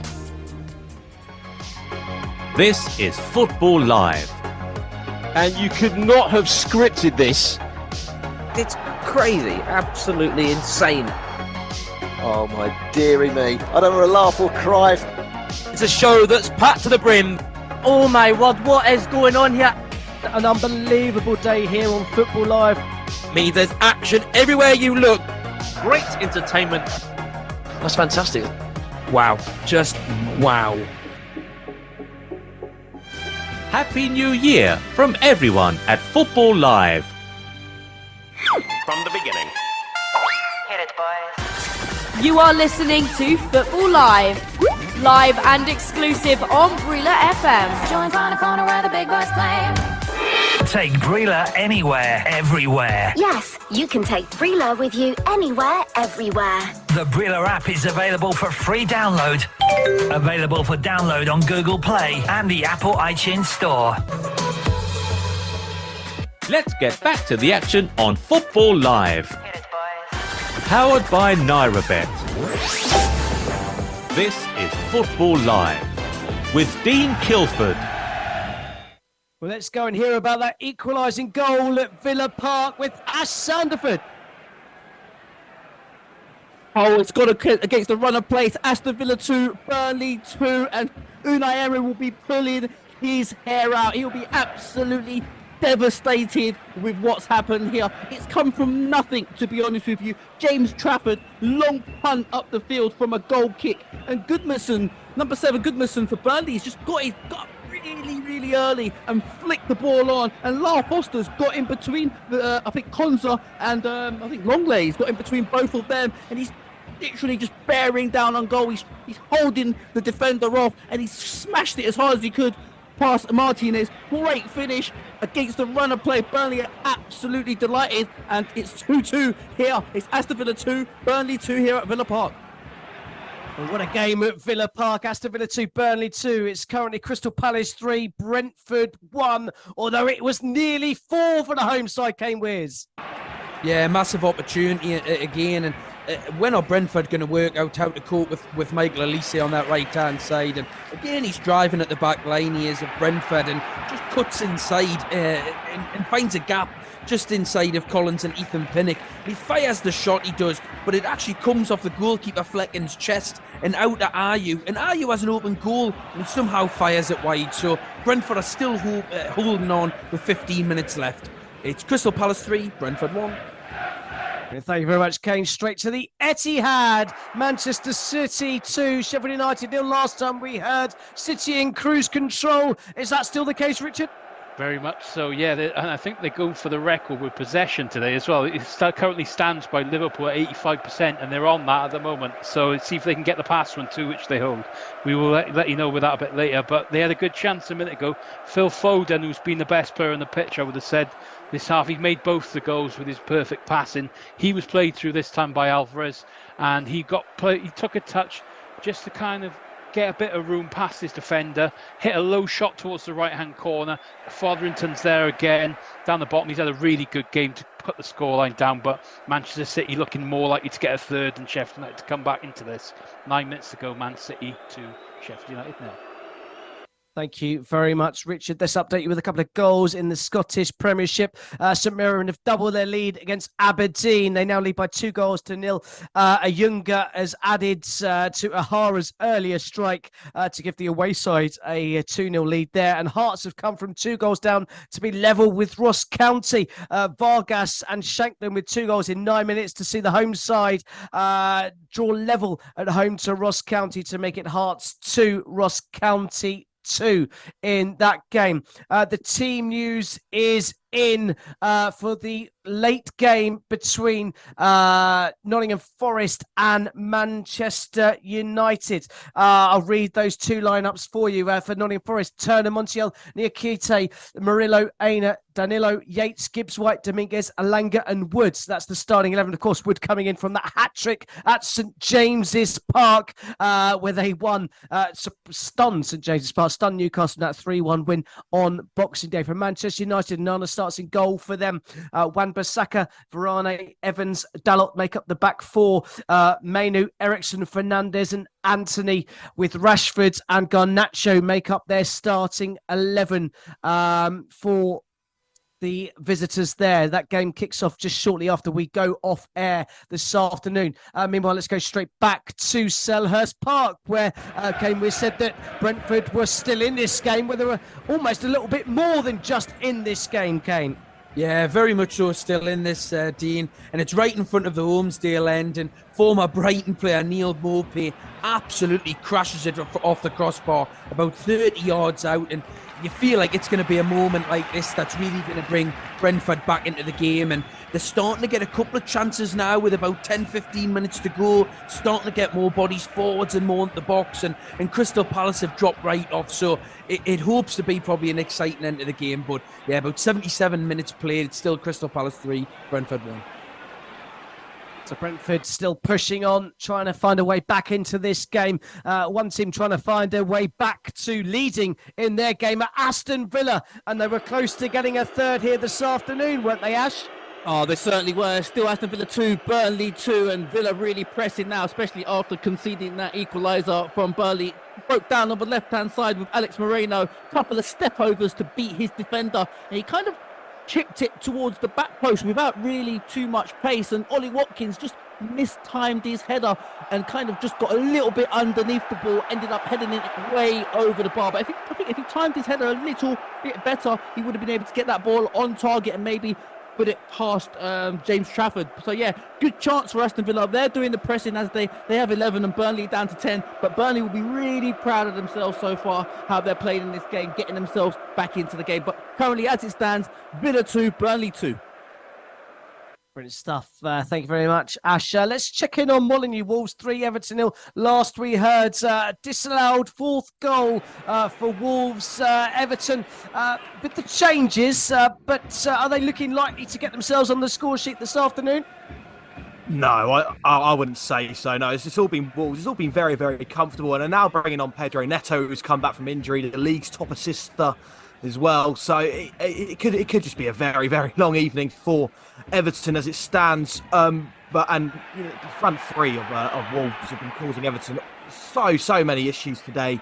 Hwang obviously had his goal disallowed. He was just a yard offside, but he's been causing so many problems and forced so many saves out of Jordan Pickford today as well. But yeah, it's all too comfortable for Wolves today, and still 3-0 here at Molineux.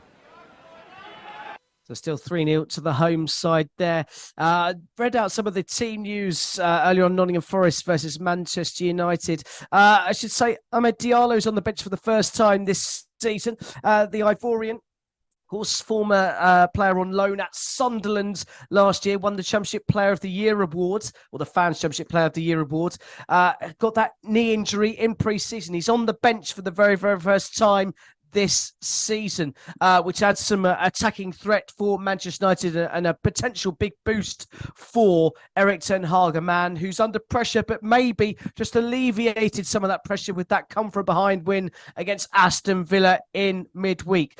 So the Premier League table, as things stand right now, Liverpool would remain top on 42 points, but just 2 points behind him up to the second place would be Manchester City. They would be level on points with Arsenal and Aston Villa as things stand.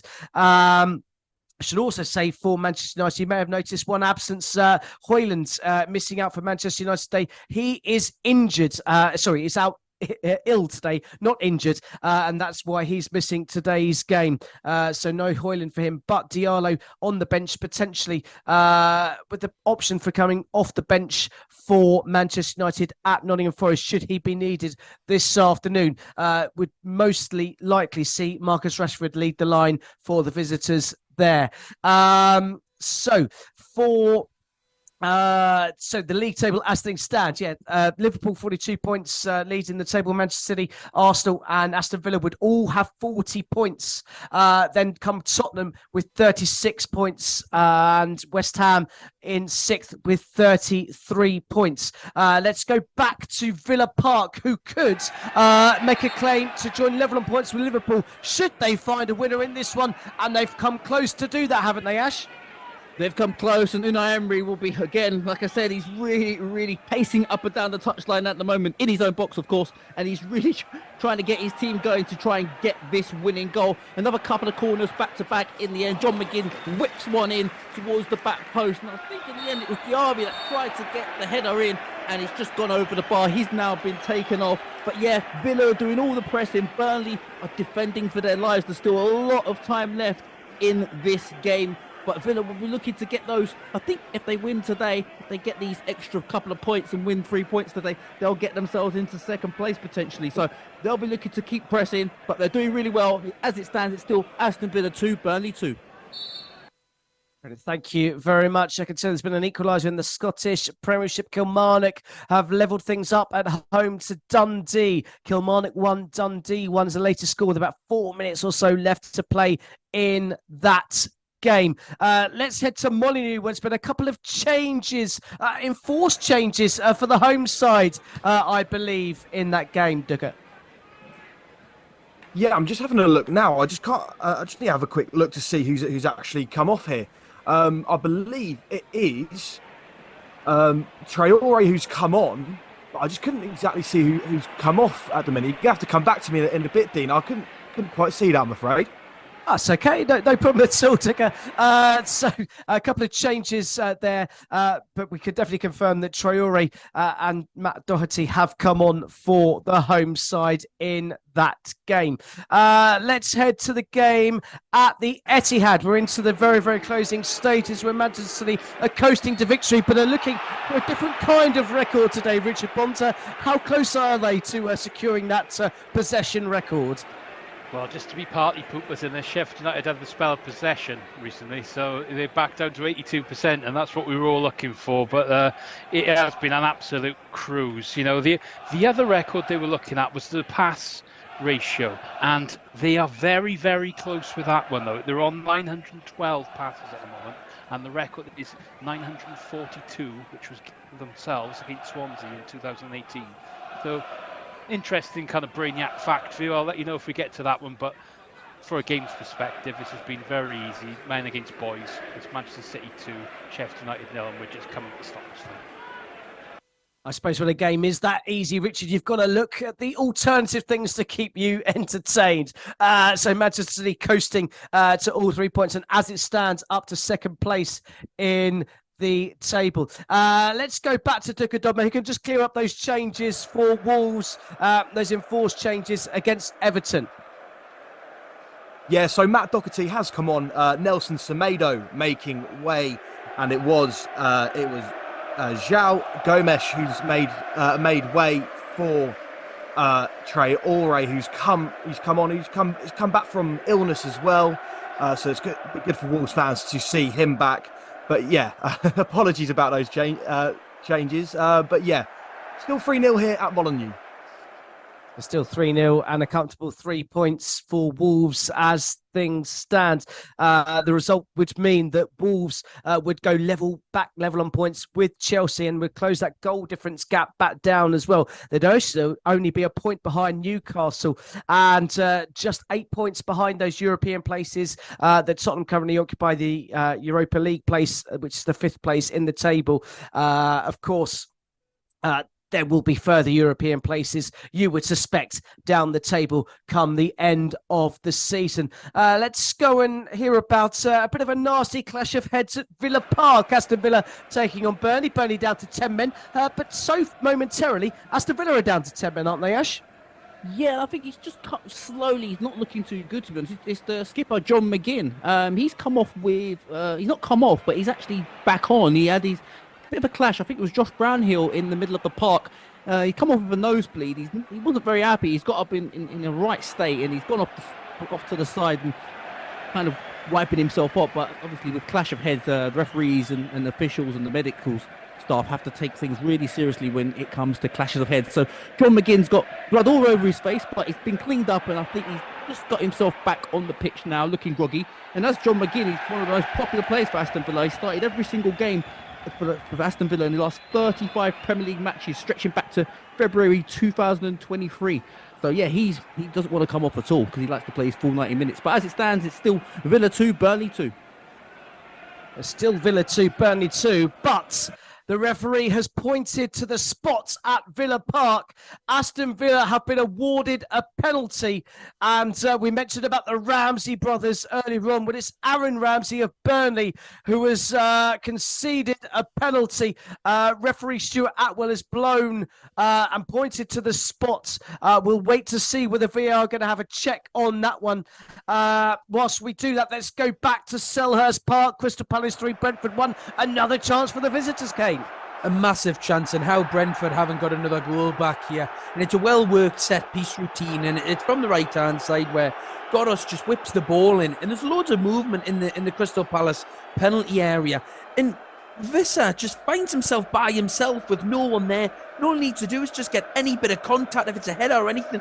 He just sort of stands still and watches it just go over his head, which is a massive, massive opportunity, especially because Brentford now are putting loads of balls in the box and they've got Crystal Palace camped out in their area now. So just as we see, there's a couple of changes being made by Palace to kill the game with Jean-Philippe Mateta and Eze going off and Franca and Will Hughes coming on. So 87 minutes and Brentford are still in this game, but it's Crystal Palace 3, Brentford 1.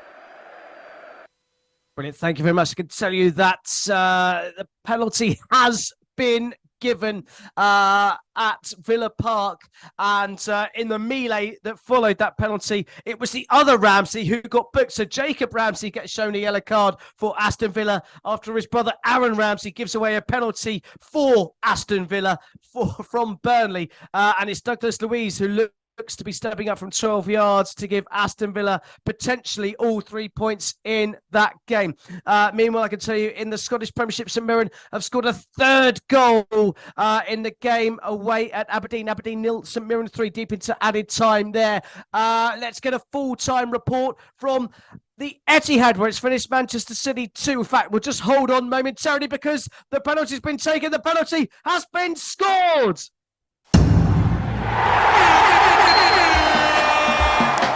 The goals, powered by NairaBet.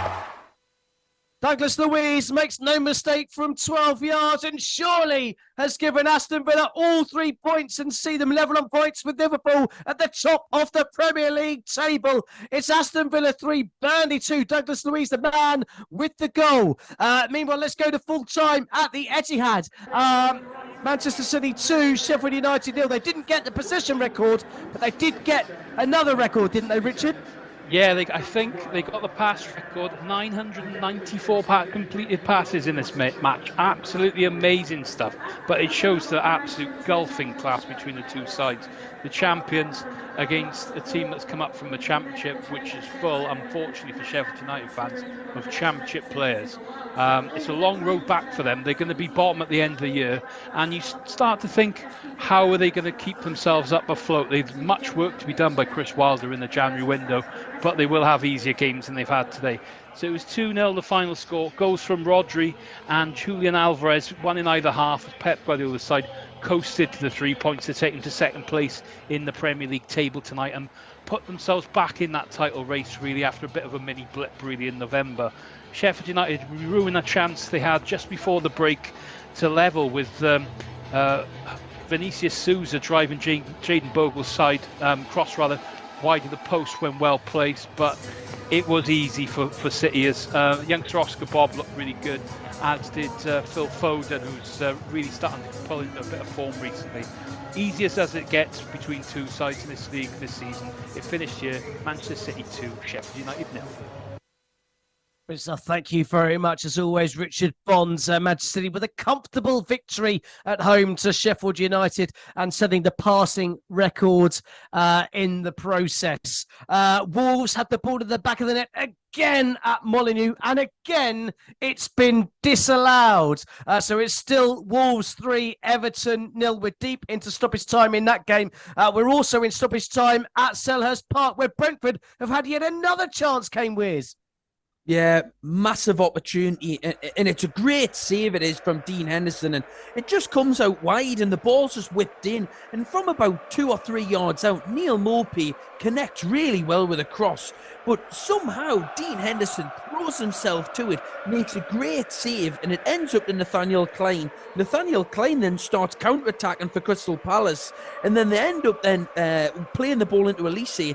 Elise whips the ball in, and somehow the centre-back, Anderson's up there, who gets up and meets the ball really well, and then forces a really good save by Fleck. And so still, we're 91 minutes into the game, and it's still end-to-end, but still Crystal Palace 3, Brentford 1. Thank you very much, Kane. Let's go and hear about that third Burnley goal from the penalty spot that looks to have sent them up to second in the table with Ash Sanderford. Yeah, it's Aston Villa 3, Burnley 2, penalty, Douglas Luiz with the goal. It's been absolute mayhem here, to be honest with you, starting off with the penalty, which was touch and go, to be honest with you. You'll have to see this for yourselves, guys. It's, I still couldn't, I don't know if I could give this a penalty. It's Aaron Ramsey, he's only just come on, Jacob Ramsey's brother. The ball's come in from the right-hand side, and it's come to him at quite a slow pace, and all he's tried to do really is kind of control the ball and kind of clear it. And as he's tried to control the ball, he's clipped Ollie Watkins from behind. But to be honest with you, it hardly looked like he touched Ollie Watkins. Ollie Watkins went down quite heavily. Referee pointed straight to the spot, went to VAR. VAR confirmed that there was a penalty. And in the meantime, Jacob Ramsey, I should say, Aston Villa player, is really having a little argument with some of the players in the end. He's trying to argue. He's got himself booked, nearly got himself sent off. And then in the end, it took an age for Douglas Luiz to take the penalty, Pogba-esque style, where he ran up to the ball really, really slowly, and in the end struck it as hard as he could. It come off the underside of the crossbar into the net. Great finish, great penalty. He doesn't usually miss from penalties, to be honest with you. And it's a great finish. And Aston Villa are now 3-2 up with about 6 or 7 minutes of stoppage time to go. Brilliant stuff. Can they hold on this time? That's the question. Aston Villa 3, Burnley 2. Burnley, of course, down to 10 men in that game as well. Late drama in the Scottish Premiership in the game between Kilmarnock and Dundee. Kilmarnock thought they'd won it with a 93rd minute goal through Mackenzie, but deeper into stoppage time, Shaughnessy equalised to make it 2 apiece. So it finished Kilmarnock 2, Dundee 2 in that game. I can tell you it's full time at Selhurst Park. The draw deadlock has been broken. Crystal Palace held on to claim all 3 points in a quite thoroughly entertaining game at Selhurst Park. It finished Crystal Palace 3, Brentford 1. I can also tell you in the Scottish Premiership. It's finished Aberdeen 0, St Mirren 3. It's finished Hearts 2, Ross County 2. Remember, Ross County with 2 goals to the good in that game. As you just heard, Kilmarnock 2, Dundee 2 as a full-time score. And Motherwell 3, Livingston 1. In the Saudi Pro League, Al Feta and I can't say that again. Put my teeth back in. Al Akdud finished goalless in that game. So Al Fateh 0, Al Akdud 0 was a full-time score. The game to Al Tay and Al Ittihad was postponed earlier on today. So that's the only game going on in the Saudi Pro League. Let's go and check in with Kane Wiz in a quite eventful game at Selhurst Park. It finished Crystal Palace 3, Brentford 1. But that doesn't tell half the story, does it, Kane? No, far from it, Dean, and what was a must-win, it seems, for Roy Hodgson, and Crystal Palace have picked up the 3 points today, but as you say, doesn't tell half the story in what was such an end-to-end game. And the game, obviously, is starting with a Lewis Potter goal at 2 minutes in, where it's some great little combination play from Brentford. They've whipped the ball in, he's went and met it on the half volley. Both then Crystal Palace have started to grow into the game, and ultimately the games came down to who's took the most chances, and 2 goals from Elise and 1 from Eze really allow Crystal Palace to finish 2023 with a superb comeback. Brentford fall, obviously, their 5th straight defeat, while Palace end their 8-game winless run in what was just a completely end-to-end and remarkable game, more like a basketball game than anything, but a really good game to watch and a really good way to end the year for Crystal Palace. But as it finishes at a very now freezing cold and soaking wet Selhurst Park, it's Crystal Palace 3, Brentford 1. Brilliant. Thank you very much, Kane Wiz. He's got his breath back, and he's going to have to find some more ink after reporting on that game for us here on Football Live. Now off to Molineux, where Wolves finished comfortable victors full-time there. Wolves 3, Everton 0. Wolves did have the ball in the back of the net a couple of times, both times disallowed. We heard about the first, but we didn't get to hear about the second. What was the second goal disallowed, Ducker? Offside again. This time, Everton won the ball back very high up the pitch, and the ball was played into Hwang, who was offside, who then played it into Pedro Neto, who must have thought he had the dream return from injury. But no, it wasn't to be. It was disallowed through offside. Hwang was about 5 yards offside, I must say. So definitely the correct decision there. But finished 3-0 here at Molineux, and what was a very comfortable afternoon for Wolves. Everton, they're going to have a long journey home now after the first half. The first 25 minutes was all Everton. Max Kilman scoring a very scrappy goal to put the home side ahead. Wolves then dominated throughout the majority of the end of the first half, but then as soon as the second half started, Wolves decided to make it 2-0 through Matheus Cunha, who finished off a very good team move. And then just 8 minutes later, Craig Dawson gets on the end of a cross and pokes home for what is Wolves' 3rd goal of the afternoon to put them 3-0 up. And then a couple of disallowed goals for Wolves, a booking for Sean Dyche, and a horrible, horrible afternoon for Everton in what ends a horrible festive period for them. But for Wolves, it was the best festive period they could have had. 3 wins on the bounce, a lot of goals scored for them as well, I must say, and some very, very good performances. But it finishes at Molineux. Wolves 3, Everton 0. Brilliant. Thank you very much, Ducker. Wolves and Gary O'Neill have had the perfect Christmas. 3 wins from 3 for them over this festive period. And they're certainly looking up towards the top of the table. Whereas a few weeks ago, they may well have been looking slightly nervously over their shoulders at those below them. It's still playing, I should say, at Villa Park. Aston Villa 3, Burnley 2. Let's check in with that sound of it to see if Burnley are any closer to finding a way back into this one following Douglas Luiz's penalty. No, to be honest with you, not any closer. If anything, Aston Villa are getting closer and closer to their 3 points. And to be honest with you, there's been a couple of bookings. It's getting very scrappy now here at Villa Park. Martinez has got himself booked for time wasting. It's just very scrappy. Villa just trying to keep the ball and not to try and concede any more opportunities for Burnley, because Burnley are literally just trying to throw the kitchen sink at everything. But as it stands, there's literally seconds to go before Aston Villa pick up their 16th, I should say, win 16 wins out of 17 at home at Villa Park. Last time they actually lost a Premier League game at home was back in February this year. I think it was 4-2 against Arsenal, if my mind revolves me correctly. But as it stands, it's still Villa 3, Burnley 2.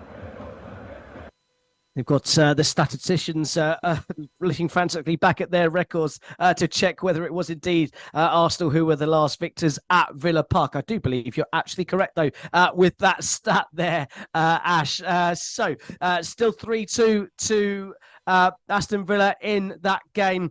Burnley down to 10 men and not looking likely to get themselves back into that. And we're into the 12th minute of added time in that game as well, I should just say. The final whistle has just gone at Villa Park. It has finished Aston Villa 3, Burnley 2, which means that Aston Villa are second in the Premier League table as things stand, level on points with leaders Liverpool, who of course don't play until later on today. Ash, try and sum that game up for us.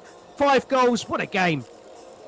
Oh, what a game here at Villa Park. It's finished Villa 3, Burnley 2. End-to-end game. Burnley deserve so much credit for this game, at least getting themselves back into the game on 2 occasions. You know, it's not hard, it's not easy as a newly promoted side to get themselves back into the game 2 times in a row. But in the end, Villa probably deserved it. They really pushed, and they started off after about 26 minutes with quite a similar goal to the second goal, to be honest with you.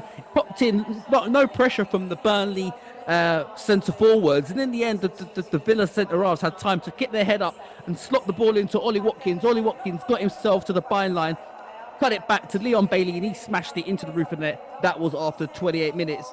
Then a good equaliser from Amundi in the end. He got himself in between the lines with a great little touch from Dara O'Shea, and then he smashed it without 4 or 5 yards out. Burnley back in the game. Vincent Kompany extremely happy, but just a matter of seconds later, Moussa Diaby again, very similar goal to that first goal that Aston Villa scored.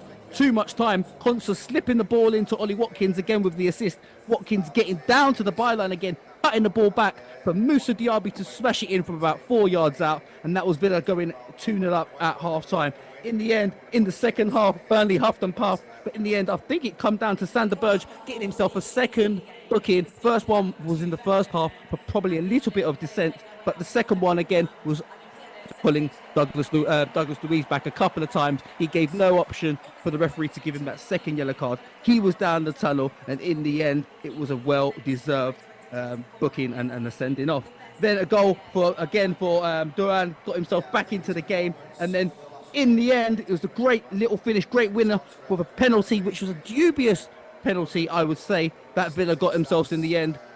Jacob Ramsey's brother, Aaron Ramsey, coming on in the second half and actually conceding the penalty to Aston Villa, and Douglas Luiz steps up, smashes it in off the crossbar. Great finish from him with his penalty after 89 minutes, and Villa go on to win this game 3-2. Great result for Unai Emery and get themselves back into second place, and Villa Park faithful will be extremely happy. It's finished full time here. Aston Villa 3, Burnley 2. Indeed. Thank you very much, Ash. What a thrilling game you've had there. What a thrilling afternoon we've had here on Football Live. Coming up later in the English Premier League, Nottingham Forest take on Manchester United. Nuno Espirito Santo making 2 changes for his second home game as Nottingham Forest manager. Nicolas Dominguez and Ryan Yates come in to the team following that big win at Newcastle on Boxing Day. Meanwhile, for Manchester United, Rasmus Højlund is out due to illness, despite scoring his first goal for the club in that big victory at home to Aston Villa, come from behind victory, which sees Anthony return to the starting lineup for them. The big news for them is that Diallo is back on the bench, coming back from injury, coming back from his successful loan spell at Sunderland. So let's just run you through the scores of today's featured games. We'll start in the English Premier Premier League. And Luton Town 2, Chelsea 3 with full-time score. Luton with 3-0 down with 20 minutes to go. 2 late goals saw them within a whisker of getting a point from that game. And the Old Firm derby finished Celtic 2, Rangers 1. Rangers down to 10 men, scoring a late goal to get themselves back into it through Tavernier, but couldn't quite find the equalising goals. So Celtic have the bragging rights and are 8 points clear at the top of the Scottish Premiership going into the new year. In Serie A, our feature game finished Udinese 3, Bologna 0. Udinese pulled 3 points clear of the drop zone in Serie A. And the other game, Calgary and Empoli played out a 0-0 draw. Both teams remain rooted in the relegation zone in Serie A. In the English Premier League, in our later kickoffs, Aston Villa 3, Burnley 2, as you just heard through Ash Sanderford. Aston Villa 3 times leading in that game. Burnley came from behind twice. They couldn't muster a third equaliser. A late penalty from Douglas Luiz, sending Aston Villa level on points with Liverpool in that game. Crystal Palace 3, Brentford 1. A surprising thrilling game at Selhurst Park sees Crystal Palace return to winning ways. Their first win in 8 for Roy Hodgson. Manchester City 2, Sheffield United 0. A coasting victory for the home side where they set a new passing Premier League records this afternoon. And finally, Wolves at a canter made it 3 wins from 3 over the Christmas period with a 3-0 win over Everton.